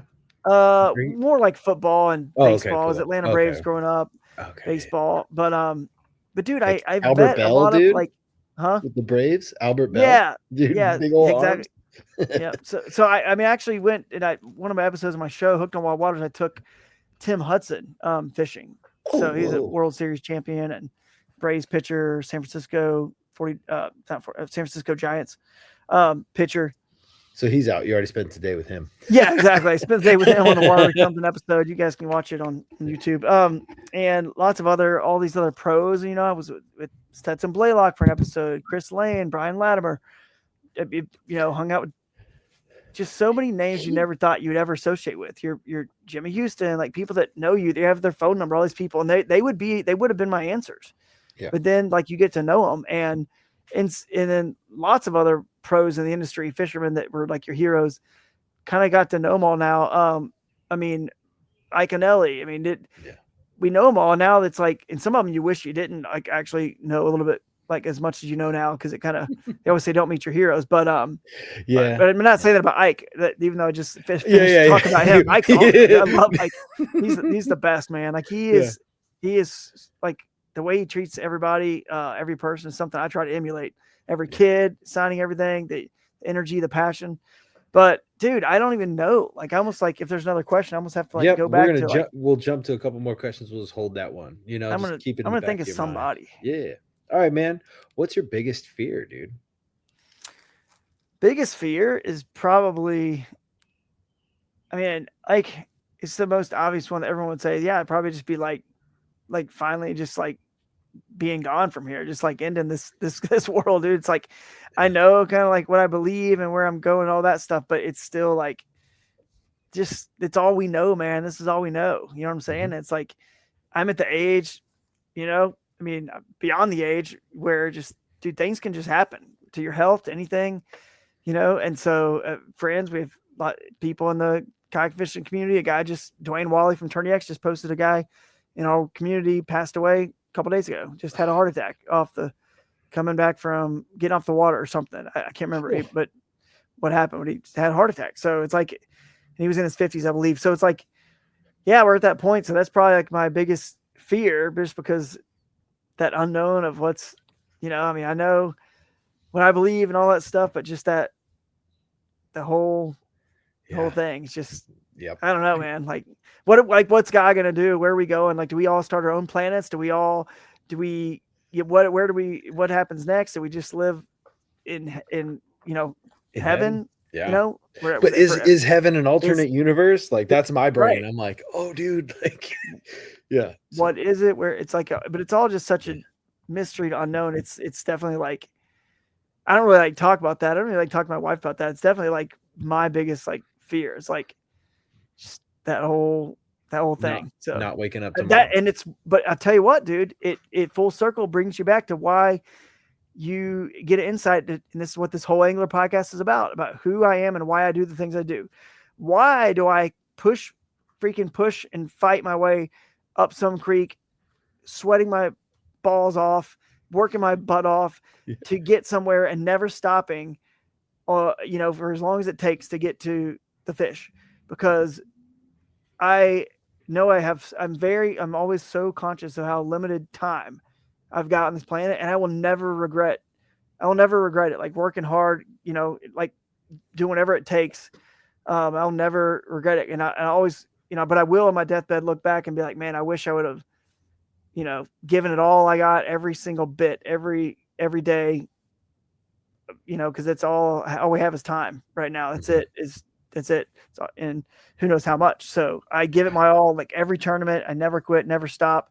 I go balls to the wall, like every single thing I do because of that. Because of that, in that thing in my back of my mind is like that greatest fear, like you said, it's just like there. And it's like, well, I'll sleep when I'm dead because now I'm alive. I'm going to live as much as I can because, Yep. Dude, I love it. I love it. Hey, man, I love how you've turned your fear into a motivation for your life. Like that's super cool. Like that's super awesome. All right. So have you ever been broke because of fishing? I mean, yeah, I could say yeah, because I mean, I made it my like living and career. And, when I first left full-time job, I'm young, single, so I don't really have like a lot of responsibility, but left my full-time job to work for Jackson Kayak. They were like, hey, because they were in dire, need of making profits. They were a whitewater kayak company selling the most whitewater kayaks in the industry, and yet still weren't profitable. Tells you how small whitewater kayaking is. If you're the manufacturer that's making the most, selling the most, and you can't be profitable, then it's not a very big industry. So they needed some fishing kayaks to get made, and it was starting to become pretty big, obviously. And they were like, hey, but here's the deal, man. We are broke. We don't have any money. So how do you want to, but we know we need you to be working on this project full time. So you need to quit your job, but we can't pay you, what the university's paying you. So, but we can pay like 12 grand if you want to work for a year for full time for 12 grand.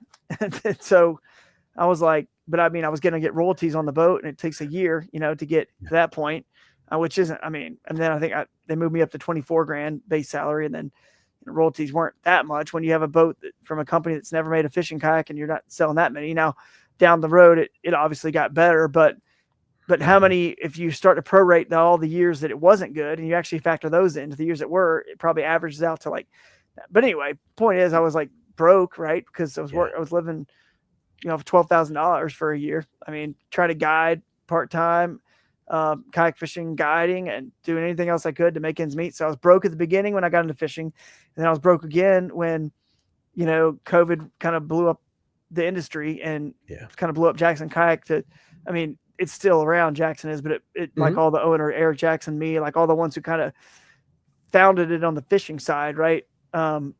You're pretty much are all gone now. So anyway, then I was broke again because of that, and I had to move up here to Ohio, sell our house down in Charlotte, move up here. It was broke again until I landed back on my feet. Like everyone probably was, COVID was a unique situation. It wasn't just because of fishing, but certainly I was in the fishing industry and it got affected. So it's definitely broke again at that point. So yeah, but not because of some sort of gambling addiction to like tournaments. And I can't stop putting on credit cards, entry fees and stuff. Definitely been lucky to win more than I've paid in over the years. God, that's awesome, dude. So, okay. What's your biggest struggle right now? Probably just, dude, trying to keep up with everything like that I'm doing. It's like my problem, Dave, I'll tell you, dude, my problem is I can never focus on like one thing because think about it. Like my master's degree is in sports management. I know how to run sports leagues. I did it for 5 years at the collegiate level before I got into fishing. Well, there's a big need for a tournament series, but with a rule set that really highlights the, what this kayak can do. You know what I mean? Yeah. Like both offshore and in open water, and allowing it to go in the skinny water, rivers and creeks where it really excels too. Like there was a need for that. It's like, dang it, I really can't not do this. I know that no one else is going to do it. I'll never, you know what I mean? Like my skill set's there for it. It's what I studied in school. I'm kind of like the one that has to do this if anyone's going to do it. You know what I mean? My relationship with GoPro since 2000 and probably 10 or 11 when I was sponsored by them, being able to get them on board and sell my dream for this kayak adventure series. So that is, I struggle. Like, okay, I want to do that, but I can't. I'm going to back it down next year to 6 events instead of 7 this year.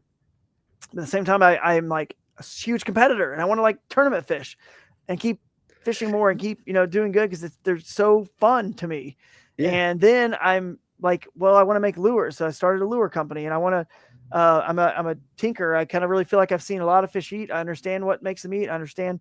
So I want to help all my sponsors on product development, and then also my own lure company, which it's in the works right now. And I've got the manufacturer lined up, and they're getting made in the Dominican, and it's just like a long process of the prototypes and blah, blah, blah. So I want to, there's like another main thing. I can't even think what it is right now, but there's like all these things that I, obviously out of the work stuff, the family, that whatever, but I just want to do all these things. Oh, I'm torn. Like, oh, I want to go YouTube. I mean, like, I think I could go make great YouTube videos and crush it like John Dalton, but John Dalton is smarter than me. And that, like, that's all he does. His focus is on that one thing.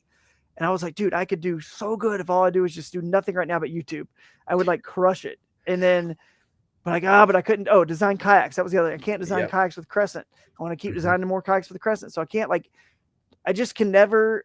I know I love it, and I've got a good skill set for the kayaks and what I think anglers want. I've always designed pretty good ones, I think, and according to most people, that I think they tend to agree on the ones who fish my style. They usually love the boats I design. So how do I not keep doing that? You know what I mean? So I'm just torn, like, on all these things. And then I want to, like, go and help the bass fishing industry and world and go on these podcasts and explain from a sports management background, right? With, like, again, that's like my degrees in that. Not that you can't know a ton about sports or know even more than I do, just because, it's not just because I have a degree. You can learn so much on your own, but it definitely helps. I mean, you don't want to go to a dentist or a doctor that didn't go to school, right? So, I mean, whatever I've learned in that, master's program at sports management, I feel like I've got a lot to offer the bass fishing industry, and I want to go do podcasts commenting, like you see so much of the traffic these days is about, the sport and the format and the live scope and what it's doing and what we're doing with the sport and how to save it and fix it and the problems. And I've got so many freaking great ideas and things that I know exactly what the problem is and how to fix it. And I just want to go, like, stop everything I'm doing and just do podcasts on that and go talk to all those podcasts and explain to them, like, I'm not pro or con anything, or pro, for or against, whatever. I'm just going to explain to you, this is literally what's happening. And then we, as an industry, you guys can now decide how to react and how to make it work. But this is why I can explain why we're having all the problems we're having. And it even goes back to the 30,000 foot view of understanding that these fisheries are man-made, and they're going to constantly get silted in and get worse and worse. And the trees are going to constantly get decayed more and more, and the nutrients are going to get gone and used up by the organisms that live there. And therefore, basically put it like layman's terms, lakes are always getting worse, even though they have some ups and downs years, like the stock market or real estate. Eventually real estate's going up over time. Okay. Lakes are going down over time. I promise you. You may not realize it because we're only alive so many years here, but over the course of your time, you'll like, even Toledo Bend and other lakes, when I was a kid, dude, it was like the heyday. Like, there's this trophic upsurge at the beginning of these lakes they'll never be repeated again. And because the matter's all decayed and whatnot, like I said, it's all used up in the nutrients. But the only way that you can combat that is if you let grass grow, which gives surface area and places for bait to hide, and that continues to feed that lake with those nutrients again. And also, but they don't let grass grow in any lakes that have recreational. All the spraying. Yeah, they spray them and they kill them. So, or you can put an artificial bait fish that lives like a nomad, like a bait fish, like a herring, Yep. So that live like a artificial ocean, what you created. They live in open water. But then you got to put in a black bass. You don't have to, but a black bass like the Alabama bass, that people always call spotted bass, but the Alabama bass, they feed really good offshore and swim. And again, remember I told you they're longer. They're longer per a 2-pounder. They're longer and narrower like a missile. They're better at feeding it like they're pelagically. pelagic. Like a fish in the ocean. That's why they dominate. That's why they've revitalized lakes like Lake Lanier, which is sucked as largemouth fisheries, and Lake Cartwell, lakes that they got put in that also happen to have herring got put in. So Alabama bass were put in those lakes by anglers, and then herring got put in there. Dude, that's like, it was the perfect recipe, like, because there's so much open dead water out in the middle of that lake, and all the stuff that wasn't picked clean, like by the bulldozers on the bottom, they didn't leave a lot of timber and stuff in those lakes. They kind of picked them clean over here in these highland reservoirs, not unlike Lake Fork where they left it all. Like, they left all the structure and purposely for fishermen, but not many lakes are like that. But anyway, it was the perfect recipe because it was just, dude, there's no more structure for largemouth to live on. There's no more grass. There's no grass in those lakes for bait fish. And if there was, they'd kill it anyway. They'd spray it.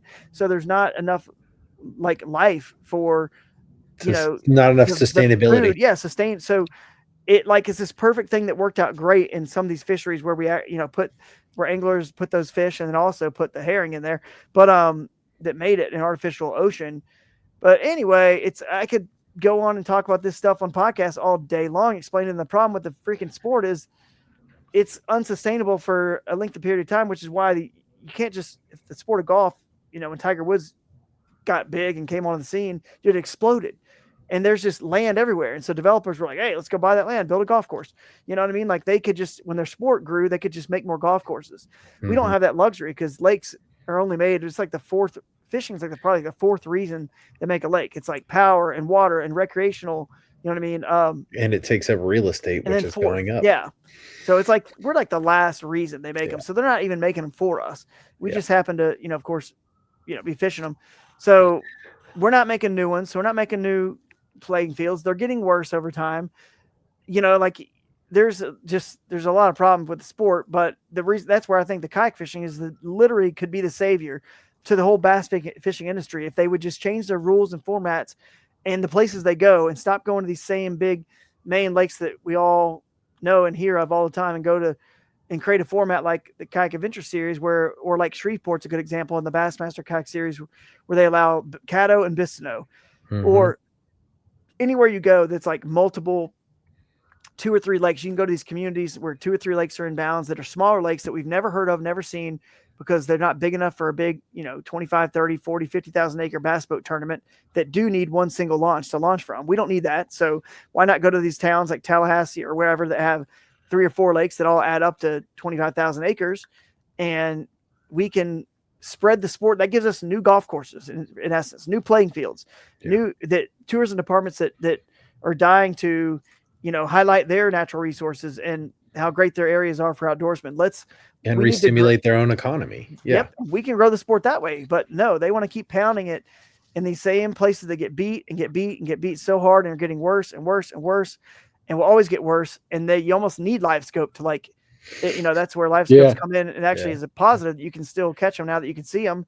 And it lets you still catch fish in those fisheries. And otherwise we'd be still like declining if it wasn't for that tool.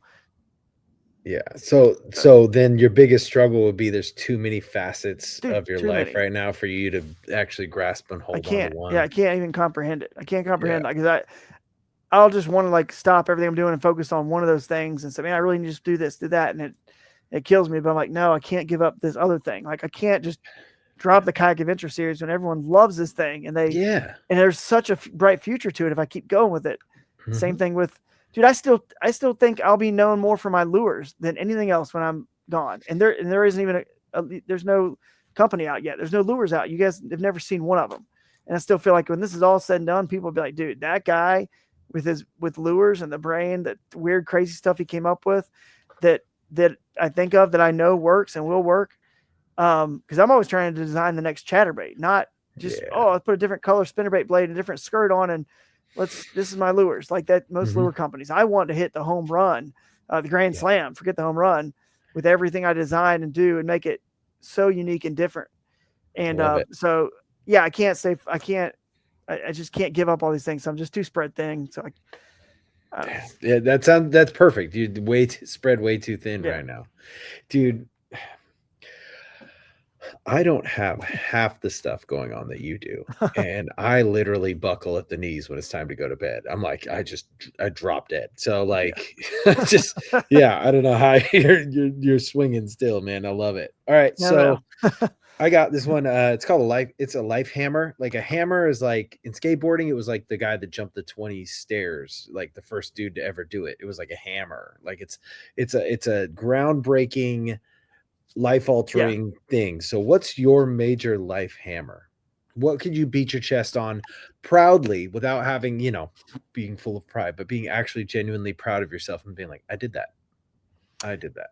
Yeah, I mean, so obviously we're talking like, fishing and tournaments and all that stuff. And I'm probably most proud of that Lake 10 Killer tournament I won the championship last year, because I don't really fish a lot of tournaments anymore. I fished like 5 last year, you know what I mean? Like, and there's no more, really big KBF national championship the way it used to be. And there's no more Hobie series. And I was like, man, I just want to win one championship, like a big one. I've never won a big one. I've won AOIs.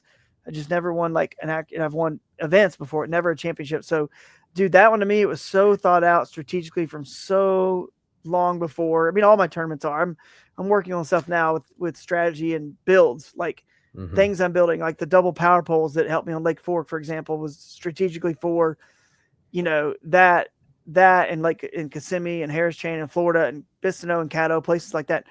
But like, I was just so proud of that. That was like the hammer moment for me, that I was able to get to my fish, and legally get there by getting my kayak, my Shoalie, which I got it up to 7.1 miles an hour now on flat water. Most people, if you put a torpedo on a Shoalie, if you put a torpedo on a Shoalie, you're going to only get 6.2 miles an hour. On the 1103? 1103, you'll get 6.2 on a Shoalie. Just, it'll start plowing. It'll stop at 6.2. But everyone who says the Shoalie, I got a torpedo, but they've never adjusted the height of the shaft, the pitch of the prop, the weight adjustment and the seat adjustment in the boat, all that stuff, dude. I've had to like work on it. And so anyway, I had to do all that.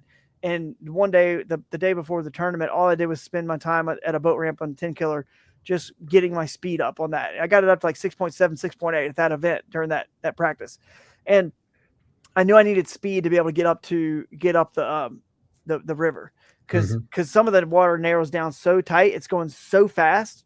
Yeah. And there's not a lot of depth too. So you need to go shallow and fast and be able to chew at full capacity without, any air cavitation. And it was just like this hammer moment for me. I was like, I know I'm not going to have any more chances at a championship, because again, there's no more Hobie. And I wasn't fishing, even if there would be Hobie, I wasn't fishing anymore, just because it was like, they changed all those rules. It was still human powered. It was like, don't have enough time to run my own series and fish a lot of, fish 10, 12 events anymore. I'm only going to be able to fish 5 or 6 and run my own series, which is also another 6 or 7 this year. So I was like, this is it. I'm going to be able to fish one championship a year. And I really wanted it bad to win one. And that was like, to me, the coolest thing I've ever done, getting up there and making it to all those fish, having it all happen the way I did. And it was just super magical that I was able to like pull it off. So that was like a hammer moment. There's definitely been other moments in life where I was going to say, what's a non-fishing, like a non-fishing one is, I mean, still kind of, well, I mean, obviously, meeting my wife and boat flipping her was a hammer moment. But that was cool. But and then boat flip, bed flip, it's all bass fishing beds. Are you talking? But the other, it's all kind of like in the realm of like the fishing world. But the coolest thing to me was like the hammer moment was definitely like that realization that like mic drop was like God doing a mic drop, really, like when I connected with Jackson Kayak, because the story is pretty cool. Leaving my job, full-time job, working for the university as a director of campus recreation to leave to go work for Jackson Kayak and design a signature series kayak with my name on it, dude. Like that was like the coolest thing ever. It dropped a hammer. I was like, okay, God, sorry about that 6 years ago when I was like really upset at you and even questioning whether or not any, like everything. My bad, bro. Like clearly you knew what you were doing and you got me out of that other job so that you could like get me over here to do this. And I love this a lot better. This is really cool.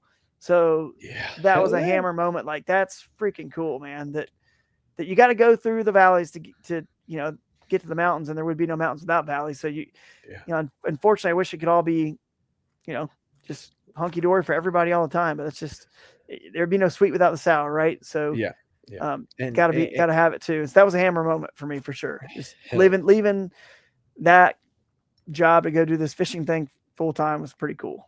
Hell yeah, dude. Absolutely. All right. Have you ever learned a lesson on the water that you've implemented in your life?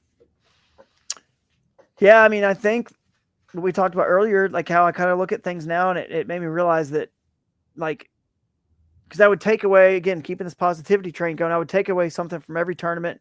I would be very frustrated with a bad finish and be like, how in the world, where did I go wrong? What did I do? And then I realized, oh man, if I can learn from this, it's going to make a better decision down the road, or correct decision, one that I wouldn't have made if I didn't focus and learn from it. And then I just translated that to life, like you're saying. Like, so I was like, you know what? It really, like, life is really one big tournament in the sense that it's not a competition per se. It's just more like that you're just learning lessons all the time. You're trial, error, and just learning lessons all the time, and then implementing them over to the next time that situation occurs. So you can make a better decision and have a better, result.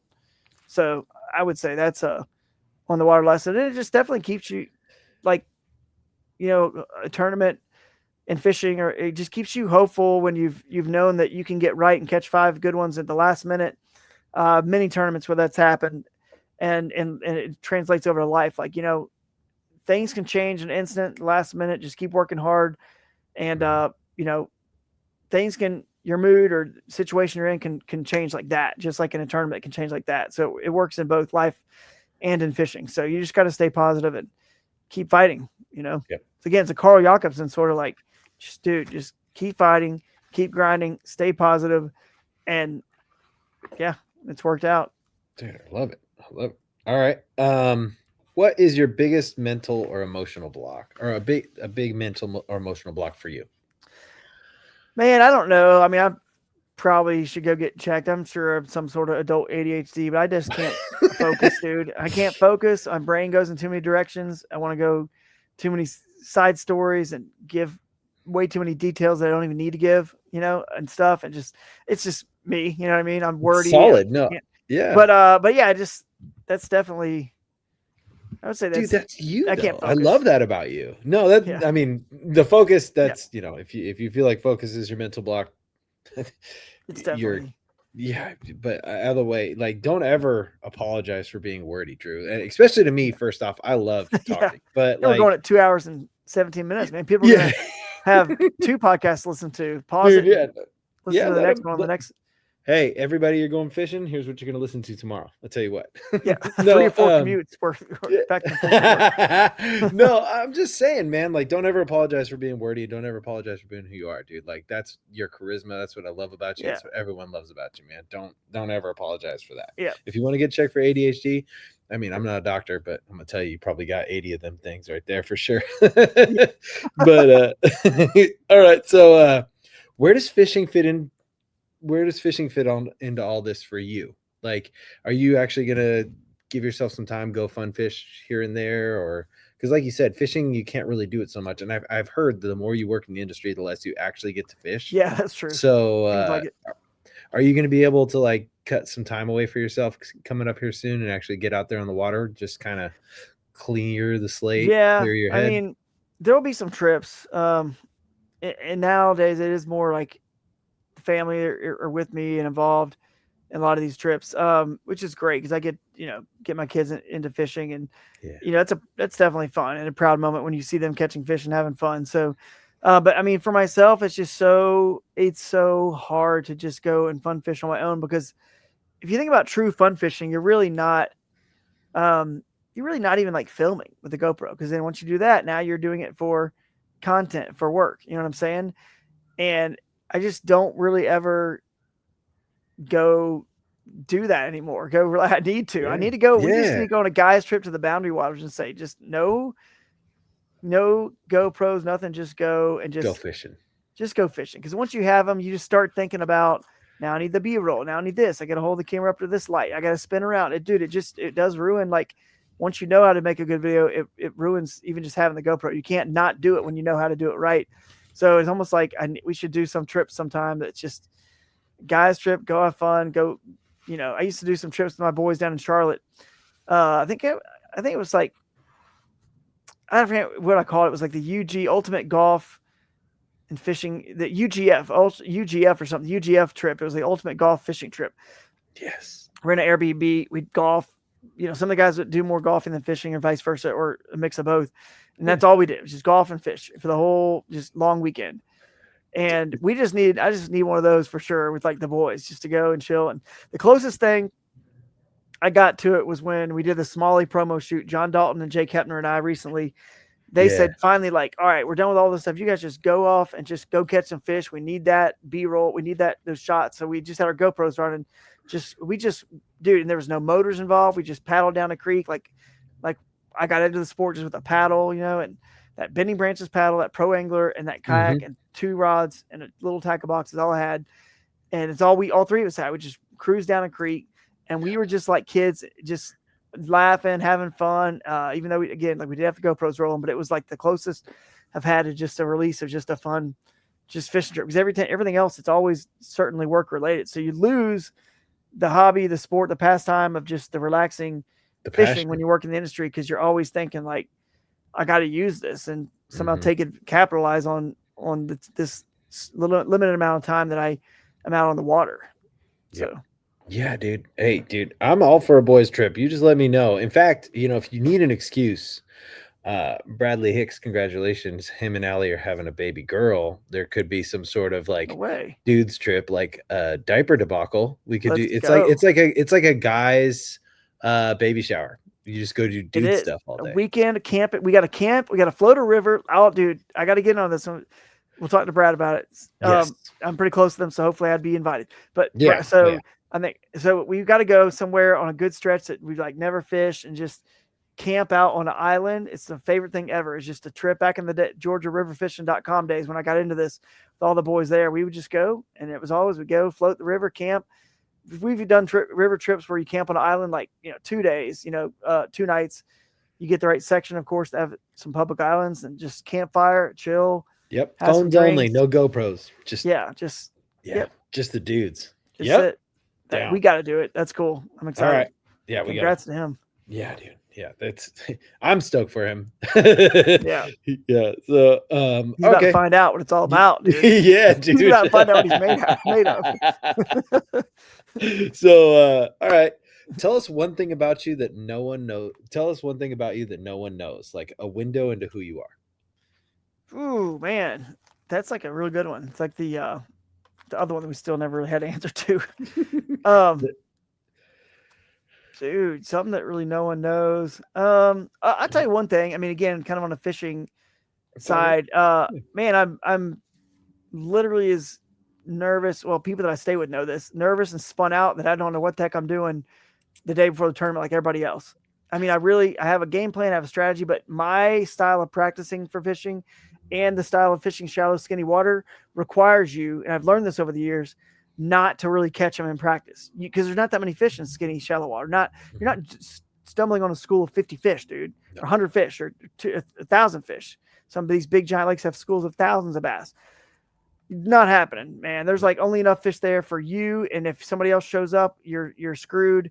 But I am just as nervous because in practice I don't really catch a lot of them. I only catch I'll catch a few or whatever, maybe 1, 2. If I'm in an area it's got them, then I leave and try to go find more places like that I might need, that I can then hit in the tournament and then figure out, do they really have fish or not, winning fish. So that's why everyone's always like, oh, I caught 95 inches every day in practice. I'm like, bro, I don't catch anything in practice. Look at my Lake Fork video, that practice video for the against the current. I don't know if you've watched it or not yet, but I haven't seen it you yet. should watch it if you haven't. And it's like about a 30-minute video on my practice for the championship. I finished 10th, at Lake Fork for the Bassmaster kayak series. And in practice, I caught I didn't think many days I caught like 5 fish. I'm just, just exploring, just looking at stuff, knowing, looking at what I know, looking for what I know looks right and should be right. And then on tournament day, I kind of just start figuring it out.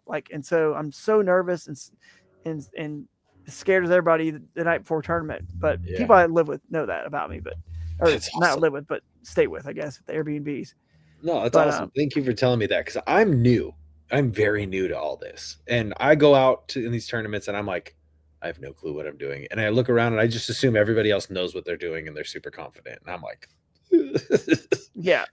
All right, cool. And then also just just in general, my health. I got a bum shoulder. It's killing me. I've got, a lot of stuff I do with the paddle a lot still, even with the motor. I'm using my paddle a lot and casting a lot. Another thing would just be just the concern or the worry something doesn't know about me. It's like, I don't know with my style of fishing and how rough I am on my body and myself. I just don't know how much longer at a super high level fishing this way I'm going to be able to keep this up. You know what I'm saying? Especially with the electronics getting better, the youth getting better. So just my health and the ability, which, dude, let's face it, with what we've talked about in this podcast, it'd almost be a good thing if I just my body just finally says, dude, enough is enough. And then I can focus finally. That's one thing I can have off my plate. My own tournaments to fish. I could focus more on lures and other tournaments and kayak designs and other things with sponsors I'm working on, like products and stuff. But I just can't stop now that I'm still performing at a high level. So. Yeah.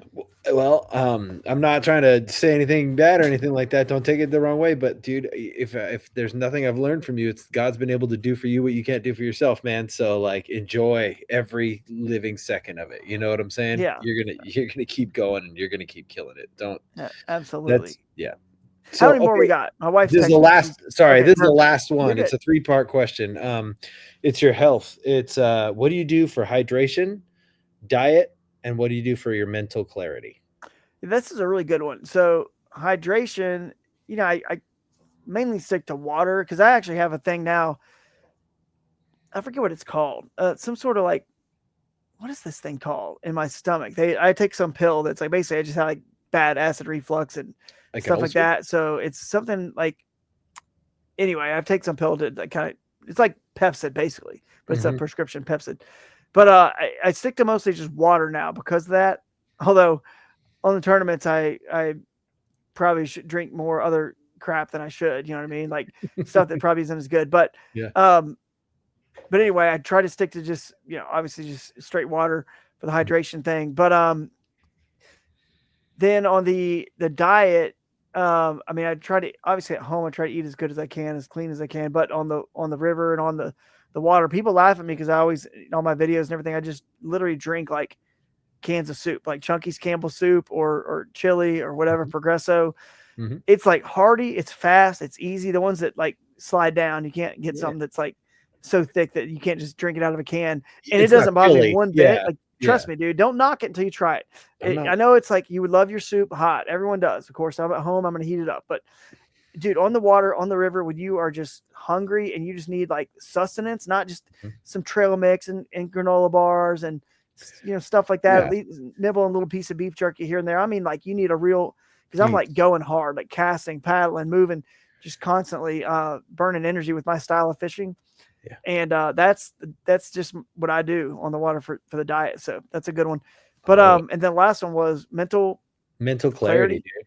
Yeah, obviously I try to do my best to, be able to focus and have some quiet time and focus on God and say a prayer before, the tournaments and whatnot. And I'm so bad at it. Sometimes I just, obviously, like I said, my full focus on faith and religion really is, it's about a relationship. So God, obviously he knows everything. He created this planet. He knows my heart.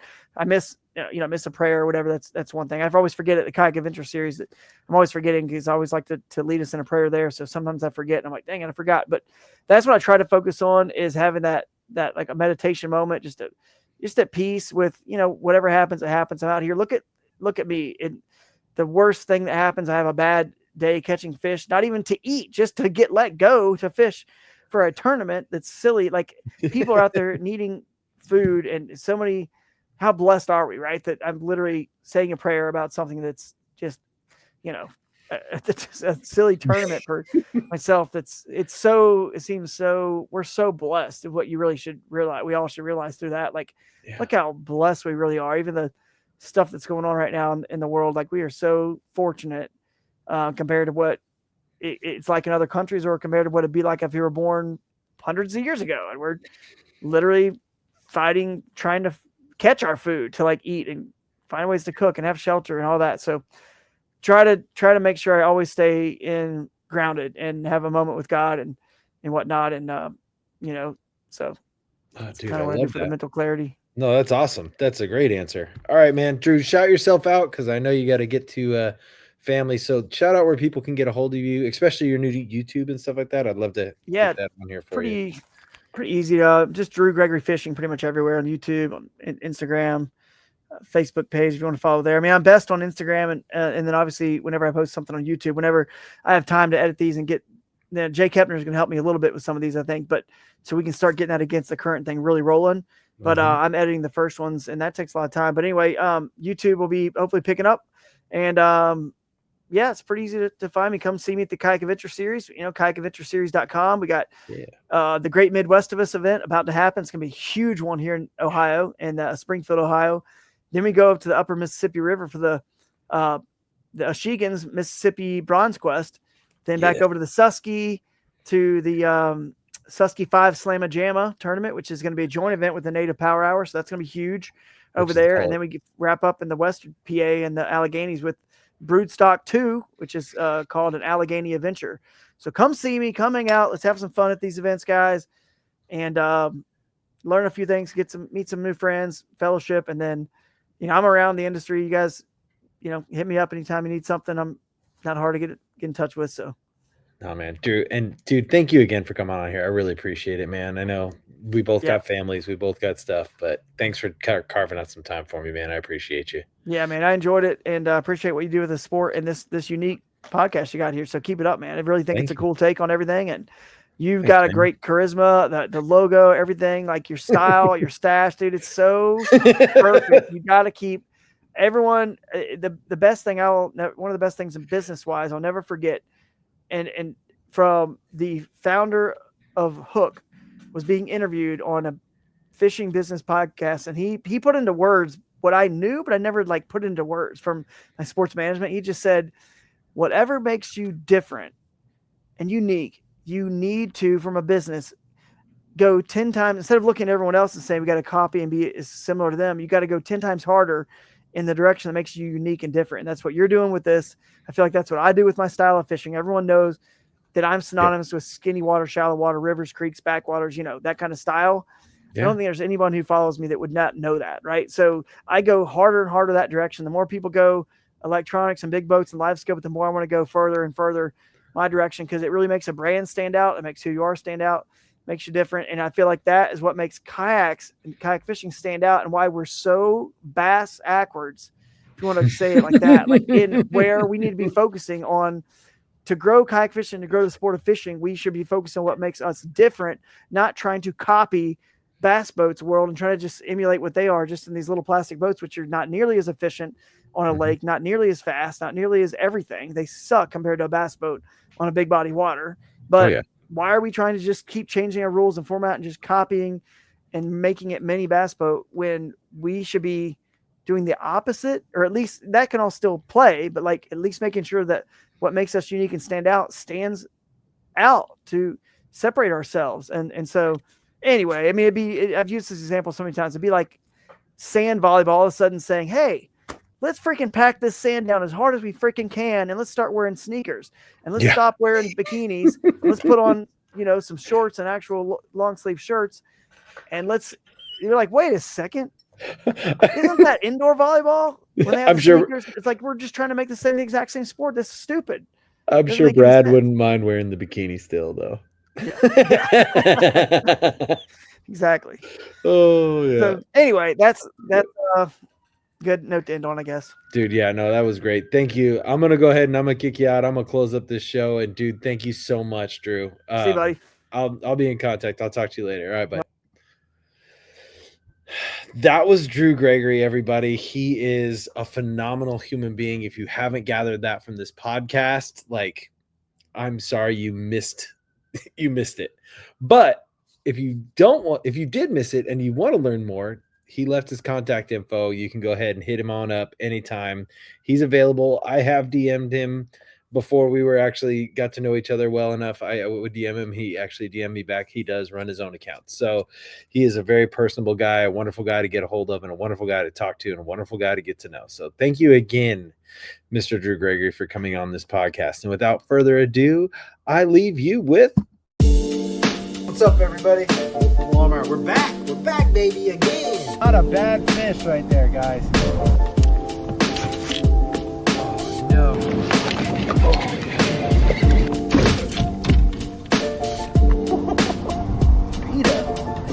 Out here catching Folsom bass right now, dude. Woo, he's a little chunker.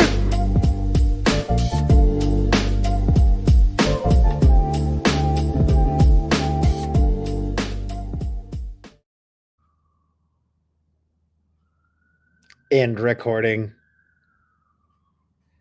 Brad Hicks. Matthew Souders. Love you guys. Bye.